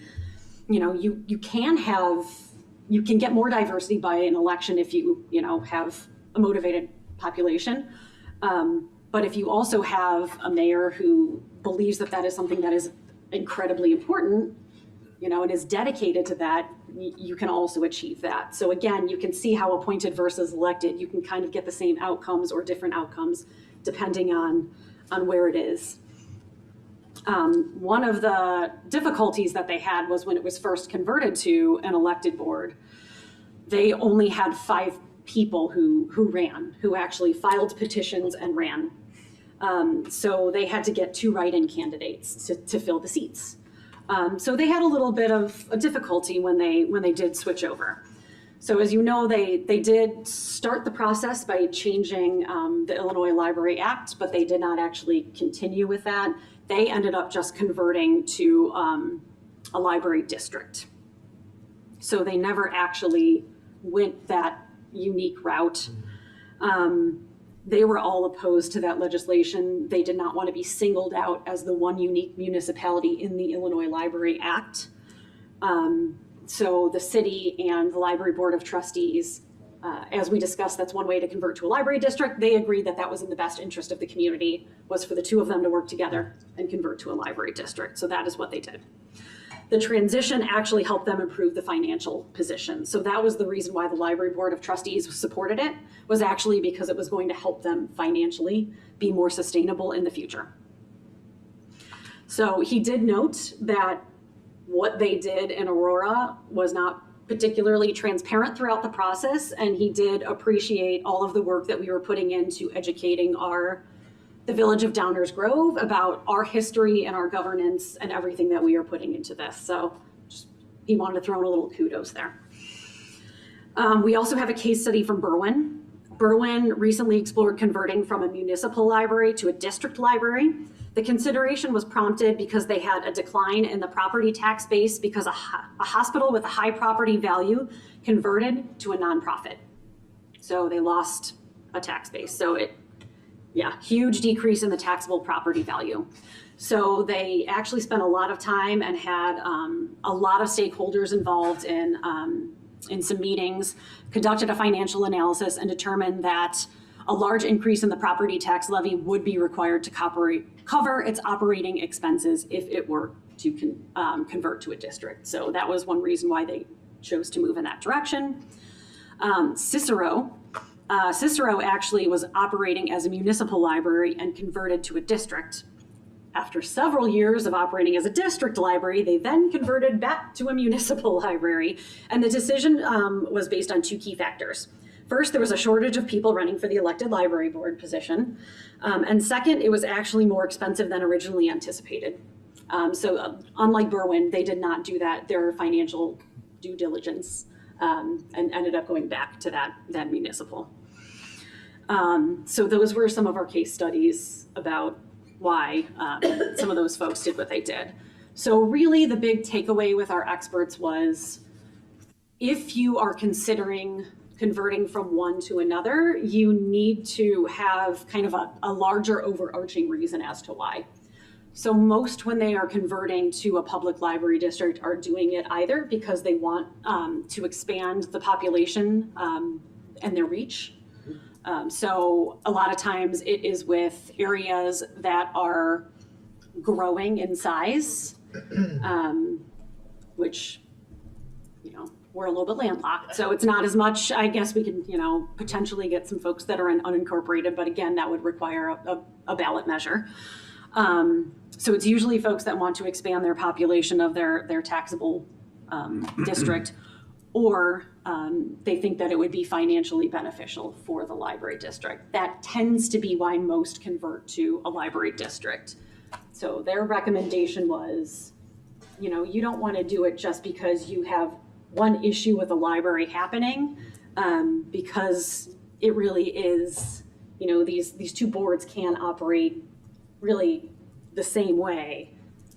It's the same attributes of both, but you really want to think about kind of these larger implications that are here.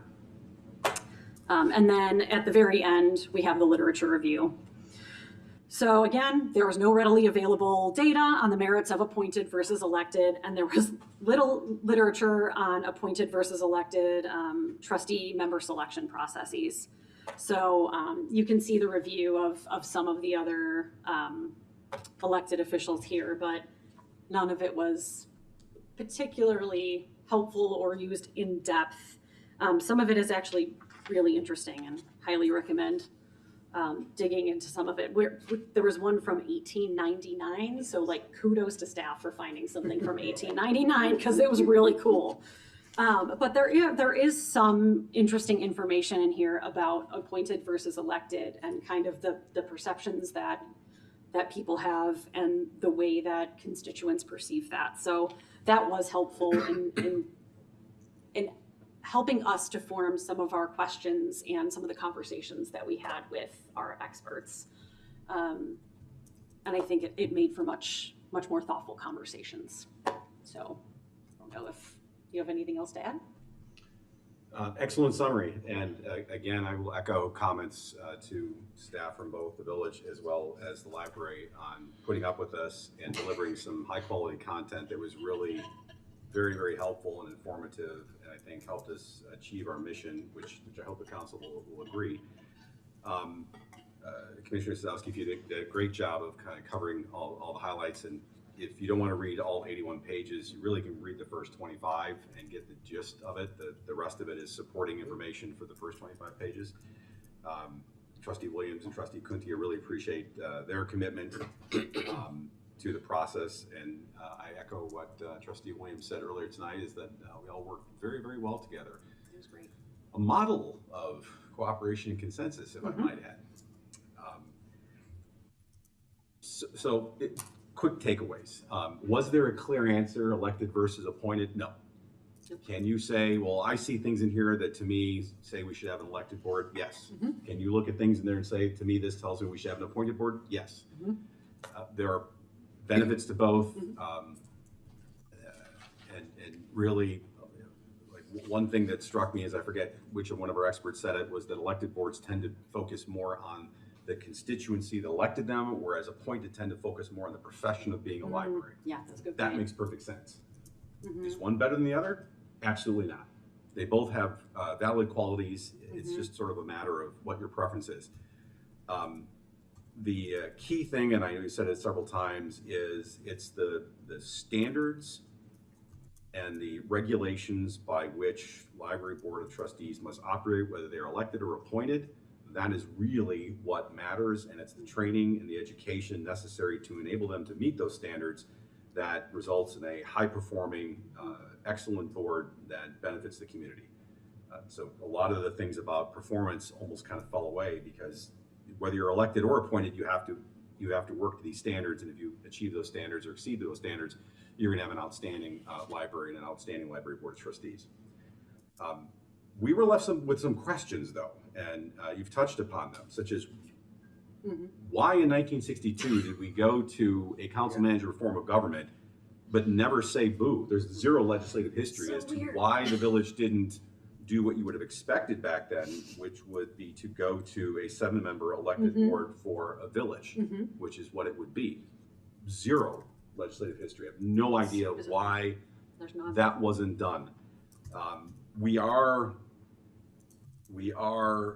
I was trying to look up not just a unicorn, but I had to look up the term for a winged unicorn, which is an alicorn, just so you know.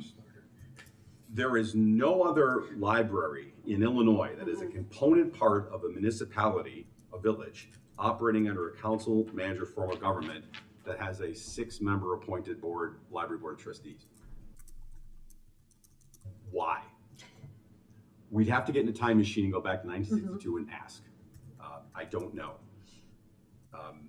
The key thing is, as Commissioner Sadowski Fugit said, appointed boards tend to be levy recommending boards, and not just tend to be, I think they are. Where elected boards have a levy determination, so it's recommendation versus determination. Our Library Board of Trustees has been determining the property tax levy for the library from time immemorial. Why? Don't know. So the question we had was, should it have been a 7-member elected board since 1962? Don't know. We've looked at some things, Mayor Pro Tem appointments, we've looked at Library Board of Trustees appointments a number of years ago. Digging back in history, sometimes you find out maybe you weren't doing it right all these years. I don't know. We deliberately did not look into that issue because that is I think we reported this out there, that would be a legal question. Those are questions that are unanswered. Would the authority for going to an elected, 7-member elected board be found in the 1962 referendum, such that you wouldn't have to go to a district to do that? I don't know. Those would be legal questions that someone would have to dig into. We did not believe it within the scope of our charter to go into those issues. That also would have been something that would require village council approval, because you'd have to engage legal counsel, not the legal counsel from the library or from the village necessarily, to really dig in that issue. Because I think that issue in and of itself is an alicorn. Yeah. So I'm just kind of stating the obvious. There are some open questions that we were unable to answer without doing deep legal research. Although we did try to, village staff did and library staff did the legislative history investigation, and it was really interesting to see the minutes from village council meeting in 1962. Just as an aside, 5 members back then, and they routinely decided big things with only 3 members as a quorum. Wild. Amazing. Just saying. They did. Just saying. But overall, I thought it was a terrific process. It was a very enlightening process. One of our speakers joked that the four of us could go speak or teach at college about libraries based on the investment of time that we made. Learned a great deal, changed my thinking and perspective on a number of different things. I think there's a ton of information here for anyone interested in the topic. So there you have your report. Thank you both. We learned so much. Not only the report tonight, but for doing the work. And thank you to the library board. You're back. Thank you to the library board trustees, not only the trustees that serve, but also for the board for their agreeing to partner up and run down a road of learning. So thank you. Are there any council comments or questions? It's a little unusual, but we have an actual report here. I for one, need to spend quite a bit of time digesting. We learned a lot. Yeah, I'd still want to take a little time to digest. I've learned a lot too, and this has changed my outlook on some things as well. Particularly interested in perhaps hearing the library board's reflection on when they get the report out as well. I know that they're not an advisory board to us, as most of our boards and commissions are, but in this case, I'd really, since they're the ones doing the work, and this is most impactful to them, really interested to hear their take on it. I think there are things that we can build on here, particularly in the world of how we appoint and expectations and training and support. And I'm hopeful that the outcome of all this is that we can at least put maybe some policy and procedures and expectations in place that help to just make our library function even better than it does now. Because I hope that we didn't just do this so that a report can go on a shelf and nobody looks at it again. And I guess I'll just highlight, I'd really like to know the answer to that question that Commissioner Tully put forward. Because it fundamentally, way back when I first suggested that we explore this, it's Ellicorn. You said Ellicorn? Ellicorn. The fact that's exactly where I was. That's exactly where I was at. Why is it that we have an appointed board with a levying authority, and we approve the budget, but we really don't play a formal role in the process of developing that budget and evaluating it. But we're the elected folks that end up having the accountability to the public, and that seemed odd to me. And so this proves it's definitely odd.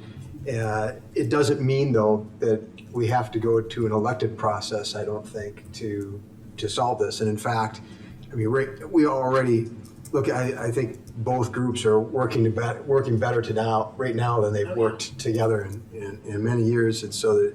That's a plus out of this process, but I'm sure that we could dig into this a little bit and find a good spot here.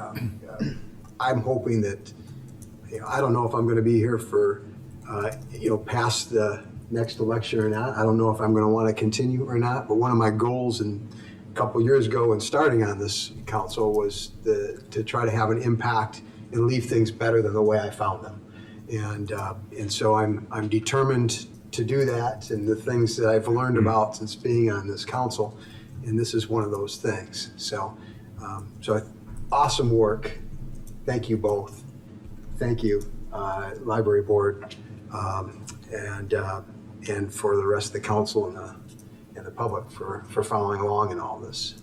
This is another one of those Herculean efforts, Commissioner Tully. Oh boy! Yeah, and job well done. Yeah. So Thank you both. Well, I just have to I think address it's worth one it. thing. I very much doubt that this report will sit on a shelf. It won't. Because I know for a fact that Commissioner Martin will now add this to his list of questions that he Hey. poses to anyone who's applying to be in the library board of trustees. He'll say, have you read this? The August 14, 2020, it's part of our 25 ad hoc report. Our interview. It's going to be on his list of questions. I know it. Yes. Fair. Go ahead, Chris. Thank you. You're right. Details are important to me, which is why I actually dug up the transcript to the 62 meeting. No, I didn't. But you all believe me. We look for it. It's a testament to my level of detail, right? So, as you know, I was not in favor of this committee moving forward.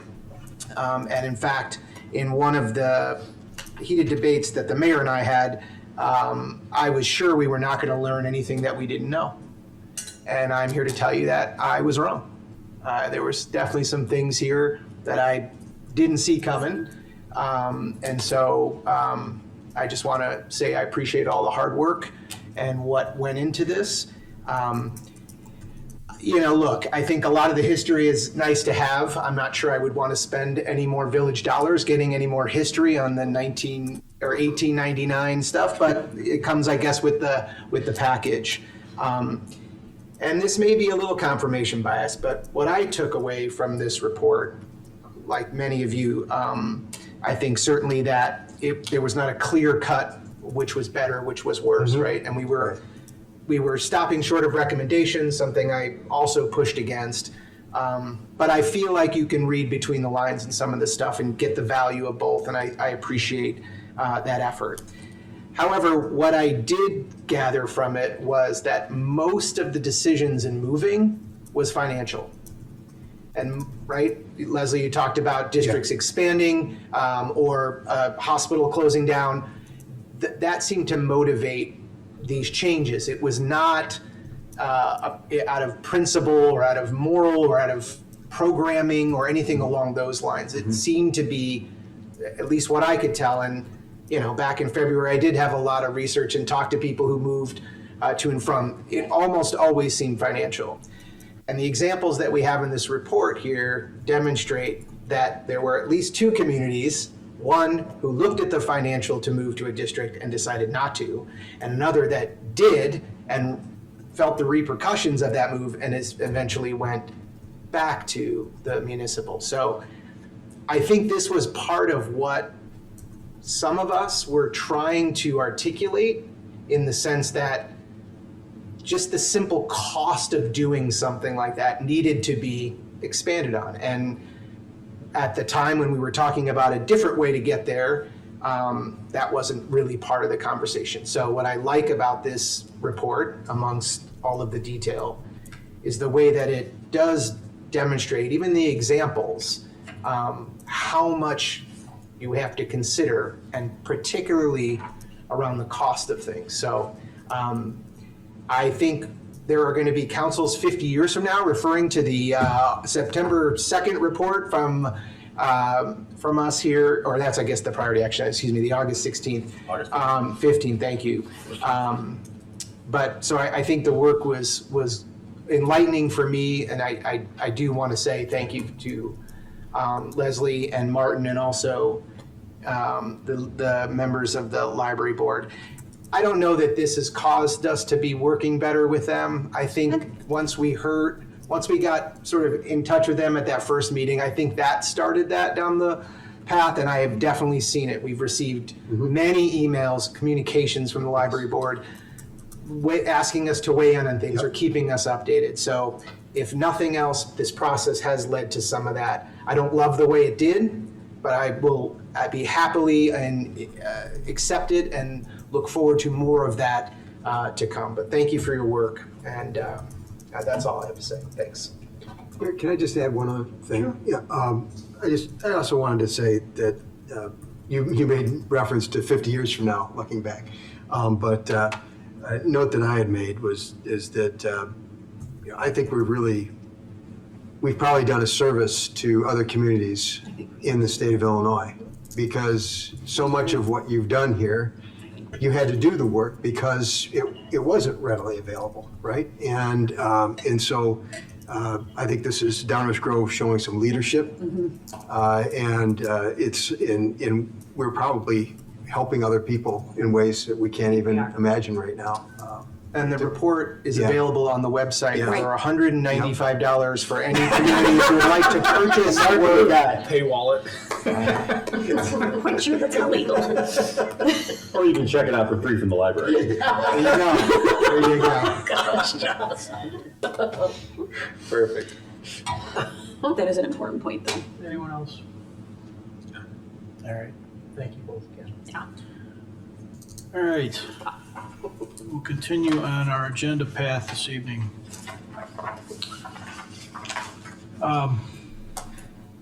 We had thought initially that we might be moving to the back of the room, but with the crowd before, we're just not doing that. So we are going to do now a couple of things under our manager's report, which are a little more like what you've seen us do in planning, where it's a little less formal, a little more communication back and forth. But that's what's going to happen next. We're going to stay up here and do that. Dave? Before we get to those two things, two quick items. First, a shout out to Julie and Jen at the library staff team. Really enjoyed working with them, and great researchers, great writers. We really got to know them at a deeper level. So fantastic working experience with particularly Julie and Jen. So big shout out to our teammates over there. Second, earlier tonight, the Village Council directed staff to negotiate with LRS Republic and Groot for option 4 in the solid waste contract. There's some folks in the audience who are probably wondering what are the next steps. So for everybody in the public too, staff will take a few days reviewing all the components of option 4 and everything that the council members said in relation to option 4. We'll kind of digest all that, and then we'll reach out to each of those 3 companies and schedule meetings and follow-ups, and then keep the community and the council up to speed as we go through that process. So they're all welcome to stay too if you want to participate in downtown flexible amenity areas and priority action items, but those will be the next steps there. All right, the first item on tonight's manager's report has to do with downtown flexible amenity areas. A few months ago, the council directed that staff should start working on design and then eventually construct 5 flexible amenity areas in the downtown. This came out of the streetscapes plan. The areas will eventually be used for public art, outdoor dining by nearby restaurants, and whatever the village and downtown management corporation choose to do with those spaces during the winter months. We are nearing final design. So right now we're just checking in with the village council to make sure that the designs we have so far meet the council's expectations.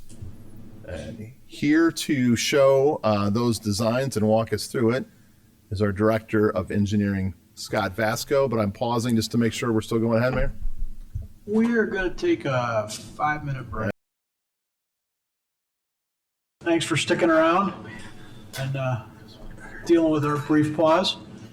Scott, I think it's in your court right now. All right, we are going to talk flexible amenity areas if everyone is ready. So tonight we're going to go ahead and discuss those. We've got 5 areas that we're going to talk about with the 5 flexible amenity areas. It's Burlington Avenue near the library entrance, southeast corner of Burlington and Main, west side of Main Street just north of Curtis, northeast corner of Curtis and Main, and then the northeast corner of Maple and Main Street. So what we'll do is we'll go through renderings. We've got 2 of each. We'll go through them and then, we'll open it up for questions. So our first one is Burlington Avenue near the library entrance.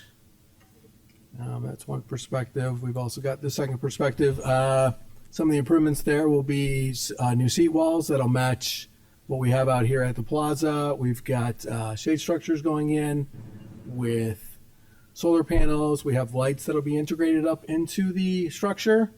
Talking to our consultant, the lights will be programmable, so we can do white lights. We can possibly do Christmas colored lights for the Christmas holidays. That's one of the things we're looking at. So that's going to be a great addition. We've got new planters going in to complement some of the planters we have out there already, as well as some new benches, native plants, things like that. Our next area is the southeast corner of Burlington and Maple. Similar features here. We've got shade structures going in as well as some seat walls. We've also got some foundations for public art. in the future that we can have there, as well as natives, lighting again, and some bollards at the corner for pedestrian safety. I know that was one of the requests from council. Our next area is the west side of Main Street, north of Curtis. Here we're going to, again, seat walls, planters. We're going to expand that planted area that is in front of the Citibank area now. We've got the shade structure with the solar panels, lighting. One additional note, the solar panels will be used for the lights. We're also looking at possibly using them for some of the electric, because we will have electrical opportunities in those areas as well. Our next area is the northeast corner of Curtis and Main Street. Some of the same design features there as well. We've got an area for art as well as bollards. We'll be looking into new trash receptacles and recycle bins as well as part of these improvements. And then our last area here is the northeast corner of Maple and Main Street. Same design elements. One of the other things we are adding here is a downtown gateway element that will be illuminated as well. So that's a nice feature that we're adding there. And then we're also adding some protective bollards there as well. Another area for public art and more planters and natives. A couple of comments on the cost. The preliminary cost estimates are showing $1.2 million for the amenity areas, another 500-something thousand for the shade structures with the lights and the solar panels, which brings us to a total cost of $1.8 million, which staff recommends doing all the areas with the shade structures, the lighting, and the solar panels, and that is within our budget constraints. And then just some of the improvements I've listed here that we'll be adding in flexible amenity areas. Sidewalk removal replacement, we'd have to do some utility improvements because we're bumping out those curbs, masonry seat walls. The precast sculpture bases are there. Art shown is just for the renderings. That'll, be something we do in the future. Gateway sign features, landscaping and trees, irrigation, benches, trash and recycling receptacles, planters, bollards, electrical improvements. And the thought here is once we get these on board, we would take these design elements throughout the rest of the streetscapes in the downtown area. So with that, I will open it up to questions. We also have Tim King here from Hitchcock Group to answer questions, and I can jump back to any of the renderings. Thanks, Scott. We're going to treat this a little bit like some of the other agenda items tonight and just see if anybody from the audience has a comment before we kick it around up here. Come on up to the podium, please. Thank you, Mayor. Steve Ruffalo, 4616 Scott, I think. Two just quick questions. Are any of the existing trees going to be incorporated into the plans, or is all the tree planting new? We'll try to keep some of the existing trees if we can. Yeah. Is there any structural soils being used under the sidewalk areas? We are talking to the consultants as well as our forester about doing cells. Yeah, sickle cells. Okay. Yeah, I know they were very successful in the last streetscape. I mean, you can see where the trees that are nearby those structural soils are doing much better than the others are. So. Yeah, Okay. the plan is to get rid of some of those. We've got the tree grates out there, so when we incorporate them into the plan, our goal is to try to get rid of some of those as well. Is there any higher curb, the barrier portion of the curbs on the street side, so that less salt will be, salt spray going into those planters? We do have a little bit of a buffer of a curb there, not a raised curb, but the plan is to work with our forestry department too and our consultant to make sure that we've got some. Perfect. All right. Thank you. Provide that. Yep.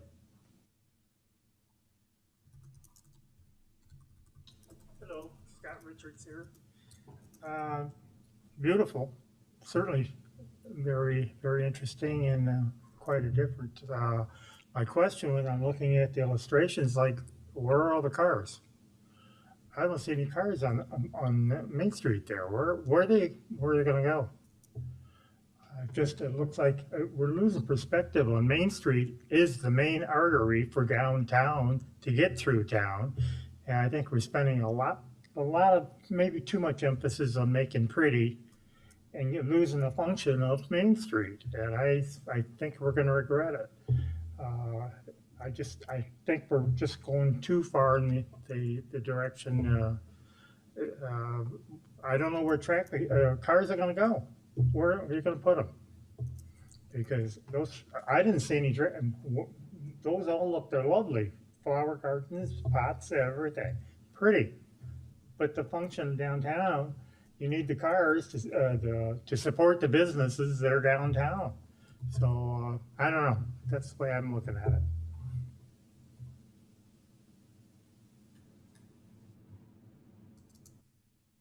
Okay. Council comments, reactions? Anyone? Mike, go ahead. I've got a few. First off, just to say that what we're looking at here kind of goes even a little beyond what we had asked for in terms of the area. So we've got a gateway sign that's getting developed, and that's something that we can repeat. This initial planning is, I think, going to be helpful as we incorporate elsewhere, right? As well, looking over at Fairview. And there's so many things visually here that we can cue off of. So I'm really excited about it. I guess you'd expect the architect to make a few comments about some of the aesthetics. So I think the structure, I think the trellis portion of the structure, it'd be nice if instead of the gray metal, if that was either actually a treated wood or it was a painted metal to look like wood, which is really pretty authentic looking these days. If you probably see it all the time and don't even realize that what you're looking at is actually a painted metal. But something that makes it a little bit more warm and I think more fitting with our downtown. My thought there. The benches will be great for seating as well in the off season.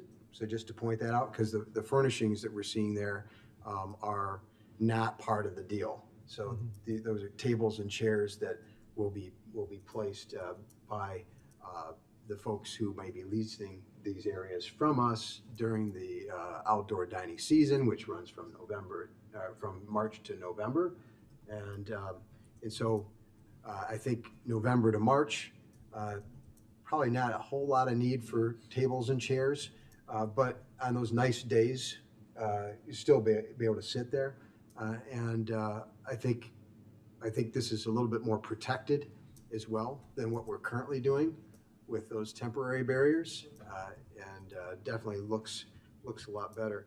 Wondering if, so a few questions that occurred to me that didn't occur to me before.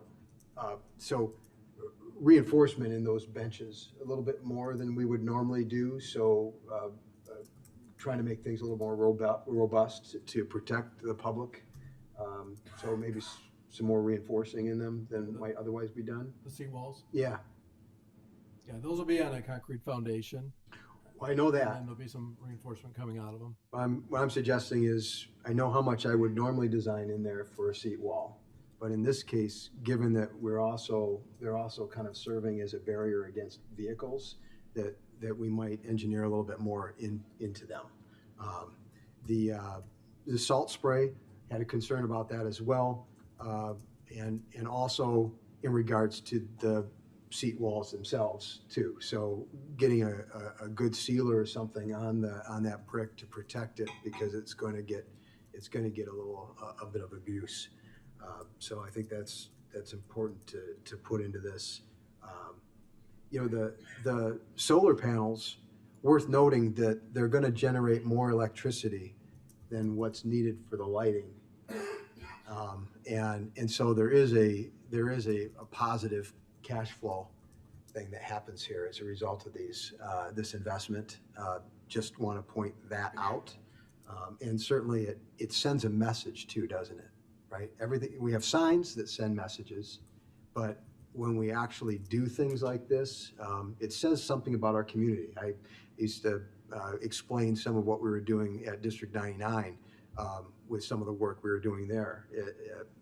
The architecture, the built environment says something about the people that live there, just like your house does. And so I appreciate we've already made the decision to make a trade-off here with automobile parking, right? But I don't want to lose sight of the fact that this is really saying something about our community and what we value And I think it's something people will be really proud of as well. Let's see. I think I hit on everything. Thank you, Mayor. Thank you. What else? Leslie, go ahead. Yep. I do appreciate the comment of salt spray. That is definitely something that we will want to look into. And I do agree with you, Mike, on the metal. I did mention that like it just felt, I don't know, like stark. Little industrial. Yeah, which doesn't really kind of fit in with the downtown. So I appreciate your thoughts on that. That was helpful, and I did not even think about the fact that you could paint it to make it look like wood. So that's really interesting. I am excited that we are going to finally have recycling receptacles downtown because we've really got a lack of those. So that is incredibly helpful. Very grateful that we're going to try, and keep all of the trees that we have, that we're really thoughtful about the way that we are planting things using natives, the structural soils. I appreciate kind of the way that we're shifting our focus to that. So really happy with those. I am glad that we are having those bases for public art. I know that this is something that we're probably going to be talking about in priority action items, but hoping that we can start to incorporate that more into our downtown and throughout the village. It really does, it really does help people's moods, right? Public art really does bring people together. So I'm grateful that we're incorporating that into this. And of course, the solar panels, finally, again, walking the walk of what we are hoping that others will do. So very happy for the most part with this plan. Things that I know I've mentioned before that I know that the village has worked hard on and is keeping in mind. The Burlington Avenue near library entrance. I know that you've had many conversations about the site there, the sight lines there. Mm-hmm. It's already really difficult now when you're pulling out of the library parking lot and turning on Burlington there. So just definitely keeping in mind the sight lines is really important. Hopefully we can have an improvement there as to what we have now. And then also just a consideration for what we could potentially do in those off months as well. Gives us a little bit more opportunity again for potentially more public art. When we have the ice festival, it gives us some nice spots for that to where we'll still be able to walk through. It just really opens up a lot more opportunity, and hopefully that length of stay for any visitors who are in the downtown. That really is what we want to help with our downtown businesses. We want people to stay longer in our downtown, and the more of this beauty and things that they actually have to look at, people will be more likely to stay and shop in our downtown. So I think that this is really going to contribute positively to that as well. So that's all I have. Thank you. Thank you. Chris, go ahead. Thank you, Mayor. Just a point of clarification, we're not reducing any lane sizes for cars or anything like that. This is all within the current footprint of the outdoor stuff. Correct. Yeah, we had our engineers run some auto turns to make sure we can get cars and traffic through there. Okay, but we're not reducing. Yeah. No. Okay, just a point of clarity, just to make sure we get there. The second thing is the bollards. I'm sure just for the rendering they're placed in, I would like to see what we could maybe do to make those more decorative, for the lack of a better word. I just don't love a concrete post. And then if we can go to slide 4, or I guess page 4, which is the library entrance we were just discussing. Mm-hmm. So the rectangle patch of grass that's on the south side of the sidewalk, is that something we are adding, or is that just a rendering sort of? I believe that's part of the rendering. I think so, yeah. Meaning just for, it's not something we're adding, it is something that just is showing in this picture. I believe so. I'd have to. Okay. I think currently there's grass there. Okay. I can double check on that one. Yeah, just clarification. I like it. Yeah. Okay. And then lastly, I just, on page 8, which is the west side of Main Street north of Curtis, to me, this rendering just looks one back. If you can go one back. Yeah. Like very, very busy. There's a lot of planters, garbage cans and recycling, like that just looks like a lot of stuff there on that corner. So I don't know, maybe that's a rendering thing as well, but I think we're starting to encroach on the sidewalk with all of those planters and that. So just a point that I noted. Really don't need those. It's the perspective of the angle of the picture that they look so big, because they do look giant. Yeah. So maybe just a general comment of just making sure we're also leaving sidewalk space. And then, yeah, other than that, I think everything looks fantastic. I'll echo the comments everyone else made about the solar panels as a message. I think the art and the lighting is, I said before, the jewelry that we're adding, just those touches that make a big difference. Although I'd like to see it all metal. Everything. Chrome. I'm only teasing, Mike. Great point on the wood look. I appreciate that. All chrome. Yeah. Polished chrome. Yeah, chrome. Polished chrome. Yeah.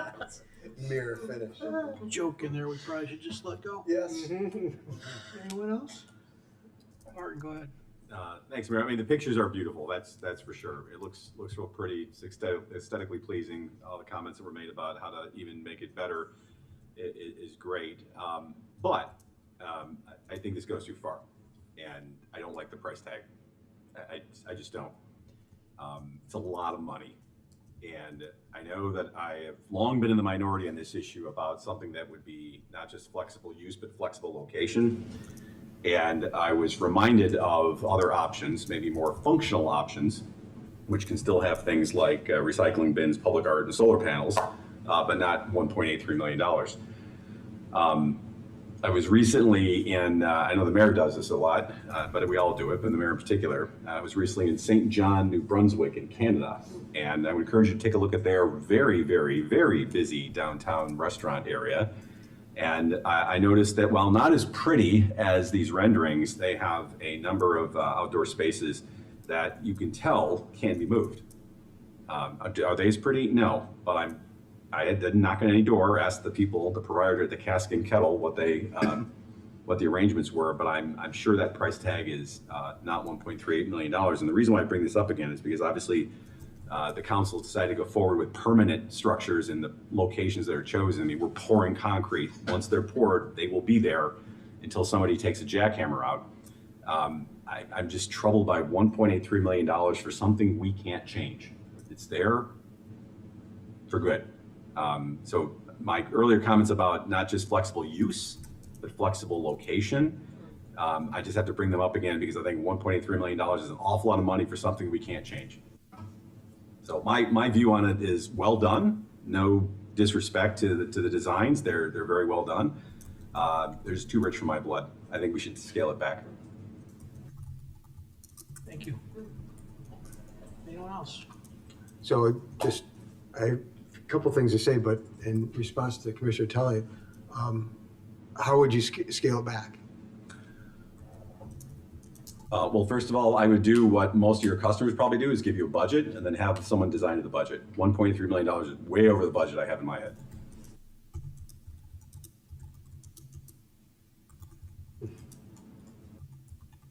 So,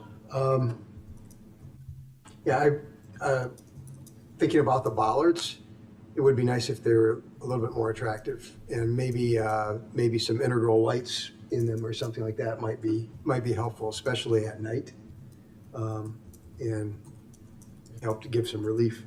And then the sight lines, I think, actually get improved with this, because right now you're trying to pull out and there's cars parked, and this moves the point, your point of view out further, and the cars are further back, and it's easier to see through this. So I think we're in good shape there.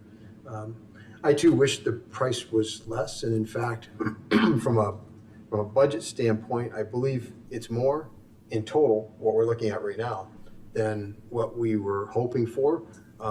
Although when you factor out the structures and it was when you break, the breakdown of cost here. Hold I on. think landscaping wasn't originally included. Yeah, the shade structures with the lights and the solar panels is a $500,000 of this. And once again, I think there's a value in that, and as far as all this being permanent, I mean, it's permanent like our sidewalks are permanent, and although anything can eventually be changed, if we are reluctant that this isn't going to work out, then we probably ought to hit the pause button. But I feel pretty confident in what's being proposed. I wish the costs were less, but I see a lot of numbers these days on projects that I'm doing, and so this is something I say every single day. I wish things were less. So with that said, I look forward to supporting this. Thank you, Mayor. Tammy? Will the leasing fees that the restaurants pay for 9 months' use offset this cost? Because they are paying a leasing fee, right? And how's that allocated? The leasing fees are designed to cover staff time for setup of the existing barricade program. So they're relatively small fees, so they would not really be designed as currently constructed to recover any of these costs. Those are smaller dollars for staff time processing. Maybe that's a discussion that we all should have here then eventually, because the basis for determining those costs are different now from what they will be with this, and this is certainly a nicer sort of setup, and we can bring it's worth that more. We can bring that back. It was a previous council discussion back in February where the council generally confirmed the programmatic elements, but we can certainly bring back the cost components of that, and if the council has different objectives to be achieved, we can certainly do that. Yeah, a key point there is an objective change, guys. It's absolutely a conversation we can and will have. But remember that fees generally have, whether it's these or any others, have generally been designed to cover what we believe to be or estimate as the operational component, as opposed to coverage of any kind of capital element or replacement fee or anything like that. So it's just, that's the potential basis for change. Anything else?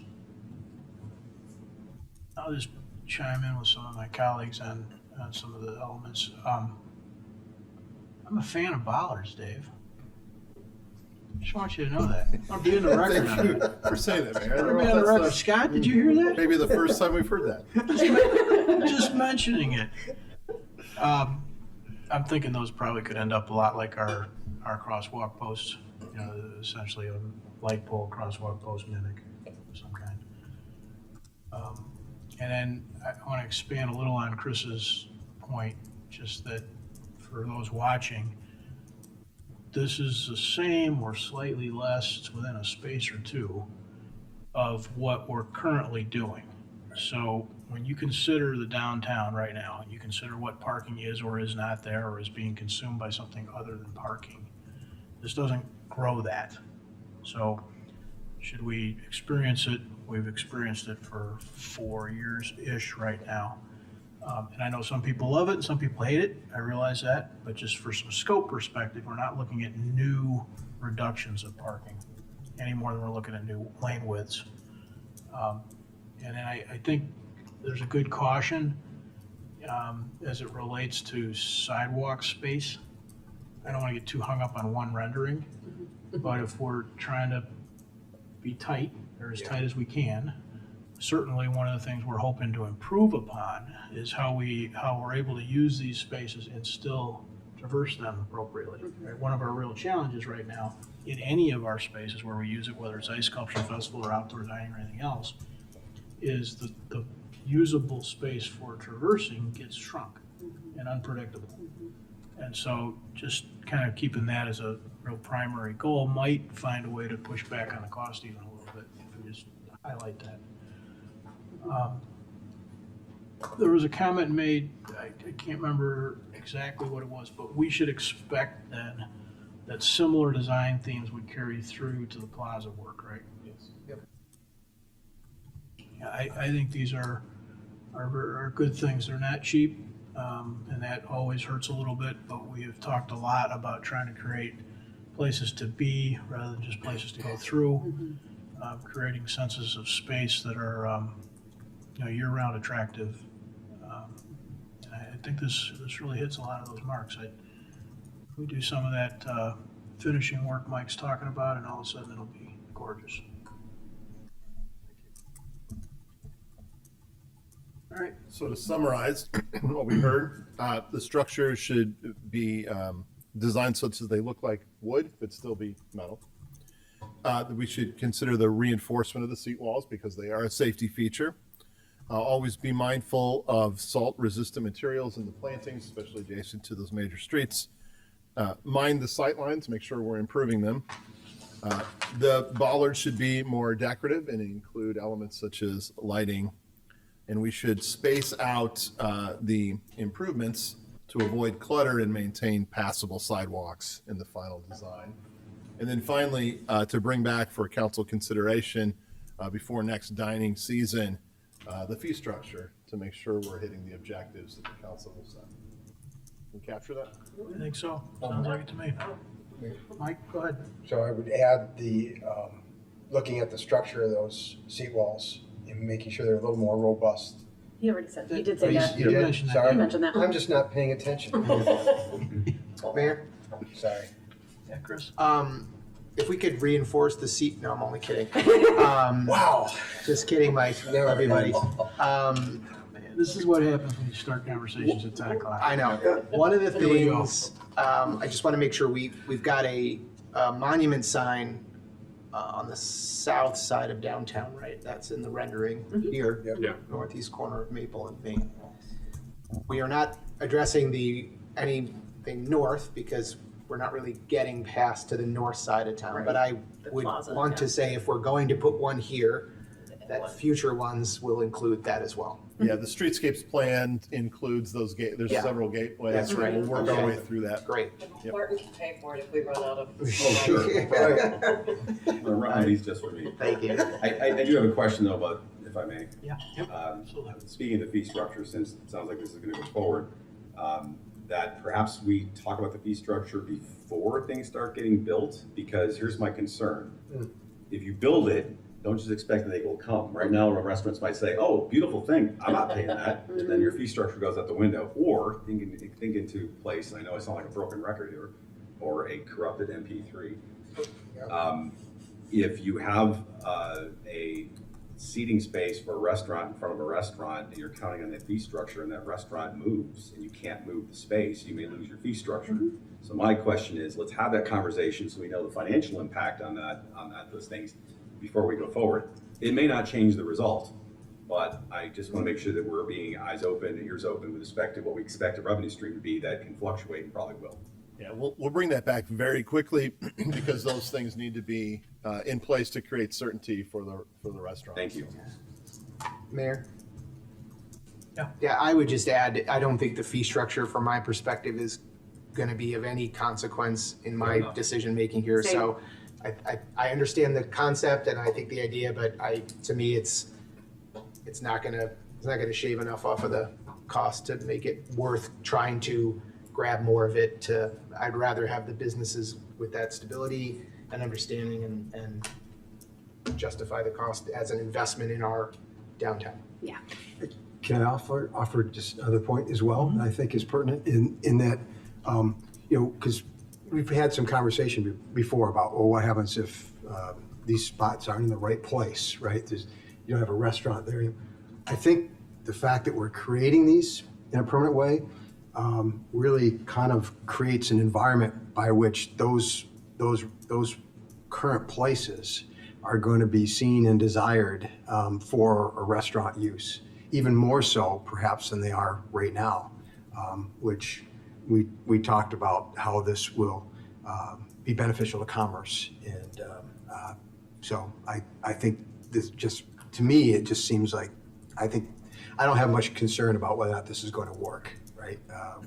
We're putting them in places that have been working. And I think by doing this, it makes it even more likely that this works going forward, if that makes any sense. Thanks, Mayor. It's getting late. I'm sorry. You got what you need on this? Yes, thank you to the mayor and council. We appreciate the feedback. And then we'll go on to the next item under the manager's report, which is a continuation of our long-range planning efforts focusing on priority actions. One of the key elements of our long-range plan is the establishment of an 18-month to 2-year council work plan. We started talking about this a couple weeks ago. The council confirmed that the items that were labeled as in progress and or required would remain on the list. And then the council is going to work through tonight's discussion, any additional items based on the top 10 that the council was supposed to bring to the meeting. So with that intro, I will work my way over to the whiteboard and help facilitate the discussion. But for now, I'll turn it back over to the mayor. Thanks, Dave. How to figure out how to narrow this down is what we're up against, right? And so we thought that, at least we left the last time thinking one logical next step was for everybody to have kind of a top 10 list. There may be other ways, once we sort of start to see that we think that's either not helpful or that we need to do something different.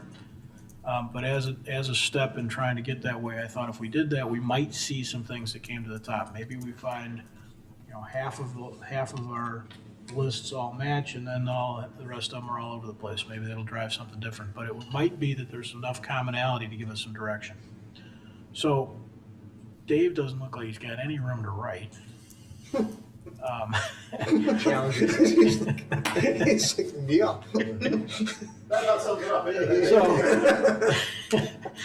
So I think what I'd like to do, just as a starting point for this evening, is to go through and have folks just list off the things that are of most importance to you.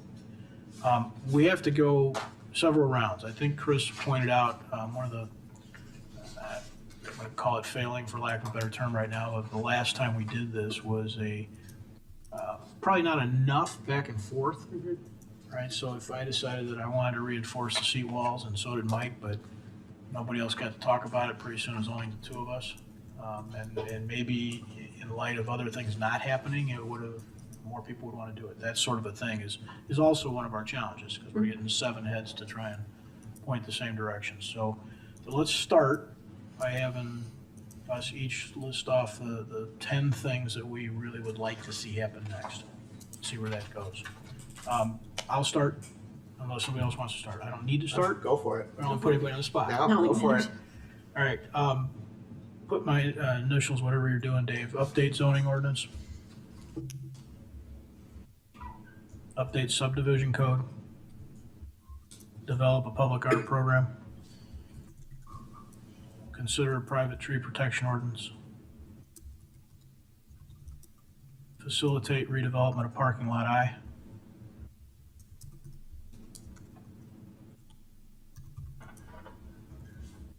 Amend the sign ordinance, and I'm going to say selected.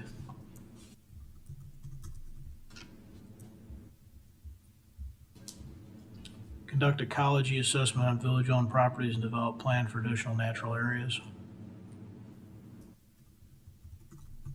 Rate the active transportation friendly district.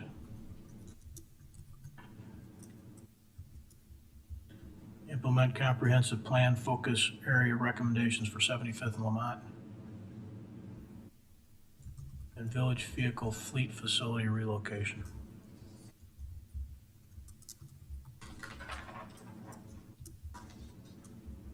Okay, anybody want to go next?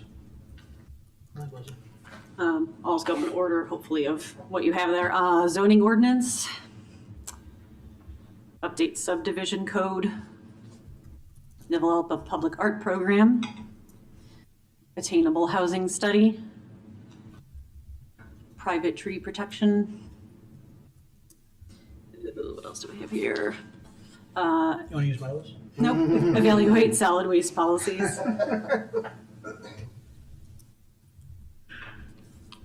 The ecology assessment, renewable energy, the policies, the evaluate policies and promote renewable energy, and the enhance boards and commissions conversation. Just keep working around, Rob. Oh, I also had the the Economic Development Corporation, 75th. Nope. Nope, a different Nope. one. Study. Different one. Gap study. Yeah, the gap study. Or gap study. Missed that one, sorry. Rob? All right, zoning. Subdivision. Sign amendment. Which one?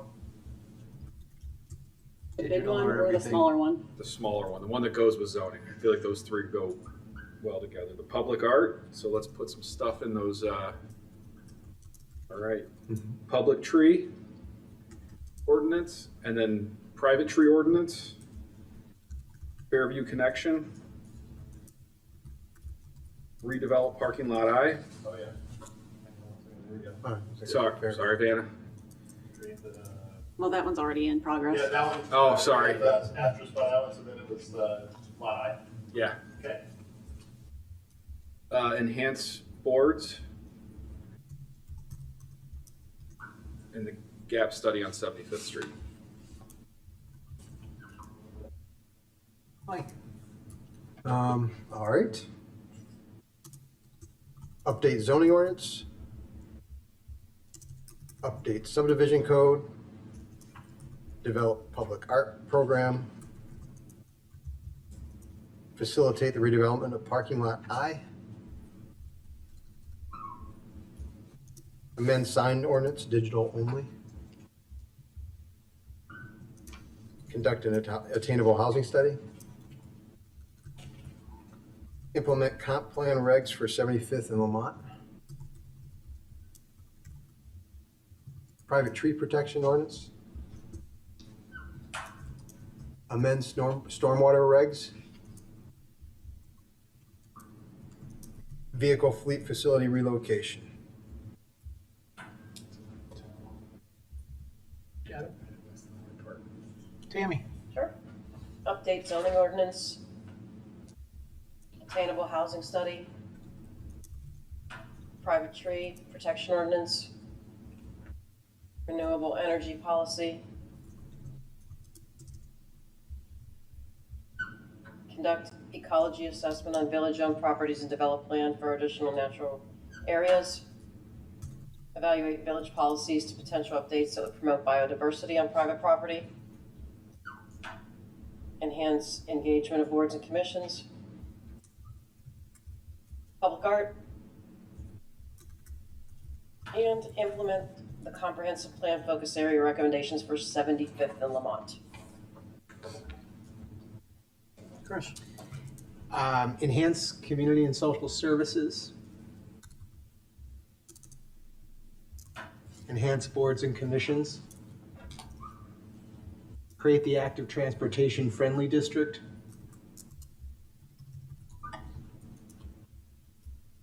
Enhance community engagement.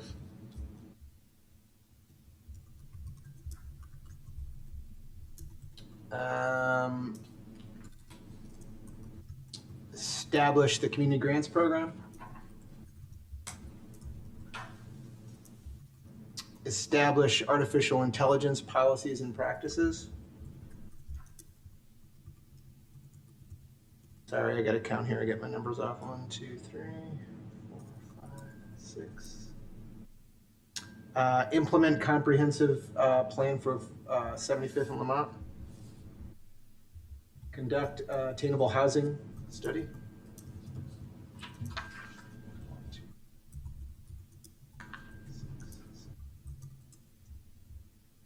Consider a private tree protection ordinance, and update zoning ordinance. Martin? Update the zoning ordinance. Amend the sign ordinance to allow digital signs for selected areas or uses. Consider a private tree protection ordinance. Conduct a downtown parking study. Facilitate the redevelopment of parking lot I. Work with the DGEDC on the 75th Street gap analysis. Evaluate village policies regarding solid waste and recycling. Develop a public art program. Establish artificial intelligence policies and practices, because that can do all this other work for us. Love it. And we're going to need even more help than that, so enhance the engagement of boards and commissions. Which will all be chatbots. Okay, Dave, thanks for the asterisks. So as I'm looking at this, I'm seeing 1, 2, 3, 4, 5, 6, 7. I kind of see 9 things that have at least, or 10 things that have at least 4 of us on them. Let's count them out. Update zoning ord. Update, count how many have 4 or more. So let's go through. I'll make the asterisk by anything with 4 or more. Missed the What about public art? Public art. Yes.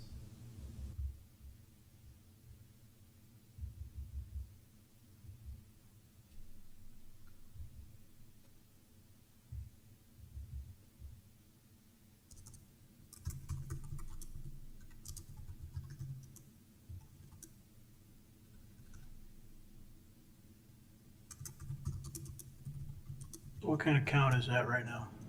1, 2, 3, 4, 5, 6, 7, 8, 9, 10, 11, 12, 13, 14, 15, 16,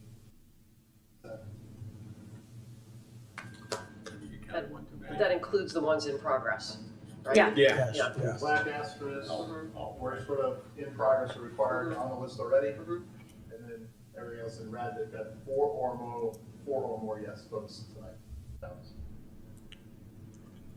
So I guess the next question is, does anybody who, that put a vote by something that didn't get 4, feel like they either want to move that or want to make some sort of an argument or a case for it? My initial reaction is I kind of think this is probably the right list. I can look at this But list. I don't want to shut down that dialogue. No. Chris? Yes, I would like to shut down the dialogue. No, I agree. I think this is a good list. Yeah. The only thing I would ask is that perhaps one of the things I try to do is categorize each of these into like operations, environmental, commerce, infrastructure, to try to get a sense of like, are we heavy in one, like what my thoughts were. And I would just want to make sure, if we can, that we look at these in that lens and see if we've got a good mix of things we're approaching, or we're addressing, excuse me. So it sounded, I kind of feel like we did, I think so. It felt a little heavy, not in a bad way on the environmental side, but the Not only, too bad. not bad in a So you don't like you don't like trees? I love trees. Shut it on dialogue, don't like trees. Yeah. But maybe just a quick Not really. We got private tree. zoning. A lot of them are development, Land boards and use. commissions efficiency, You got commerce. Yeah. community studies. Okay. Yeah. The only, Kind of okay, that public great. outreach. Feels great. One other thing I would suggest, we are doing potentially all of this downtown work with all this stuff. An opportunity, I think, also to tack on the active transportation zone that we plan to do. So I would like to move my vote from that right back onto it. It's a little bit of a joke, sorry, it's late. You already had one there. Yeah. Yeah, he's taking his other votes. He's messing with you, dude. He's trying to vote multiple times. I had 17 picks, actually. I don't know if that's, I'll just throw that out there, see. I mean, if we think we could, I would support that. Yeah. I think, But I would leave that up to staff if they think they could. yeah, I guess I'm thinking the next step here, Dave, you could, first of all, it is 10:15. Yeah. I think we've made actually a pretty big step here. For sure. So maybe you could, for our next get together, do a couple of things. One, put some of staff's version of sort of categorization on this stuff. That's one thing. And then what's not necessarily there is each of us came up with our list of 10, but in that list of 10, we had some, high, low, medium kind of burden things. Thank you. And so reflect a little on the actual 17 to see if that's. You want us to do what? I think probably both of those things would be what we need next. I suspect most of us up here recognize that we're not going to get a lot farther on this list tonight, nor maybe even ever. So if those two things end up feeling right, we probably have our list. So I think that's really the next thing we need to do. I'll just add to that. This process evolves, and it evolved quite a bit in the last go-around. All of these projects inform the staff what the council wants to work on. We will continue with monthly updates, right? And if we get through things faster than we did before, we'll ask the council to sort of work back through the list. If we end up things taking longer than we thought, which we did that last time, and then we just got concurrences where to go. So it's become more of a dynamic and active list in the last 2 years than it had in the past. I think that's worked well. So we'll continue to do that. We'll just keep reporting out, keep the dialogue going. Some of these maybe we'll knock off, some of them might take a little longer. But we will also add the categorization and the workload effort duration portions and departments. I'll give you any commentary we have on that. That's awesome, thank you. Council, right back. Yeah, just Mike. Well, I was going to say, I think we're way ahead of where we were a couple of years ago in terms of how quickly we're getting to where we need to get. And I think this processes work great. And I appreciate too you're asking them to look at the weight of these things, because that was something that got lost here. Is that we had things that were 3 months, 6 to 9 months, 12 months, 12 to 15 months. And in this process that we just did, we kind of just set that aside. And I was wondering if we shouldn't try to weight some of these things, 1, 2, 3, 4 or something in terms of intensity, however you're going to go about doing it. Yeah, I think that's what the commentary you're looking at. You're looking for like, oh my gosh, this needs to be a logical order, or that might be hard to do at the same time. We'll give you those comments. Excellent. So thank you. Clearly why it went so much better this time around is because of our 2 new council members, Mike. Yes, exactly. 100%. Last time the 2 new council members were. Oh yeah. exactly. Yeah. That's exactly what I'm saying. What an upgrade. But I'm going to go home with bruises. No, you're great. I will say, in all seriousness, I appreciate the fact that the 2 that were left off or that got pushed back, I think the tree ordinance and the signs, right? We were set to do those, were carried forward. It wasn't in my top on the digital sign, but I think it's the right thing to do. So I'm glad we're doing that too. Anyone else? Just one comment for the public watching this process. I don't remember what the total number of things on this list was. 30-something. But it's, what I hope people take away is that this is the process we do all the time. The 7 people up here, and we all probably have 10 things we think are important to us, right? So how we get to the point of doing the mix of things that we have to do and the things that we want to do and the things that the majority of us can get behind doing is a little messy. And sometimes stuff gets left off that's really important to one of us and might be really important to a lot of people. It still didn't make the list. There are other things that probably somebody says, well, I don't really care about the zoning ordinance. I couldn't care less. But there's a lot behind this. And what you see now is you see 7 people mostly pointed in the same direction on a pretty broad scope of activities. And I'd consider that a success. Any last comments from the folks that have stuck it out? Wow, the Warriors. Thank you. There's an old saying, if you're winning, don't say anything. All right, Dave, you need anything more from us? Manager's report on there, thank you. That means the only thing left we have is item 11. Is there a motion to adjourn? So moved. Second. All those in favor say aye. Aye. Opposed? We are adjourned. Thank you all. Good night.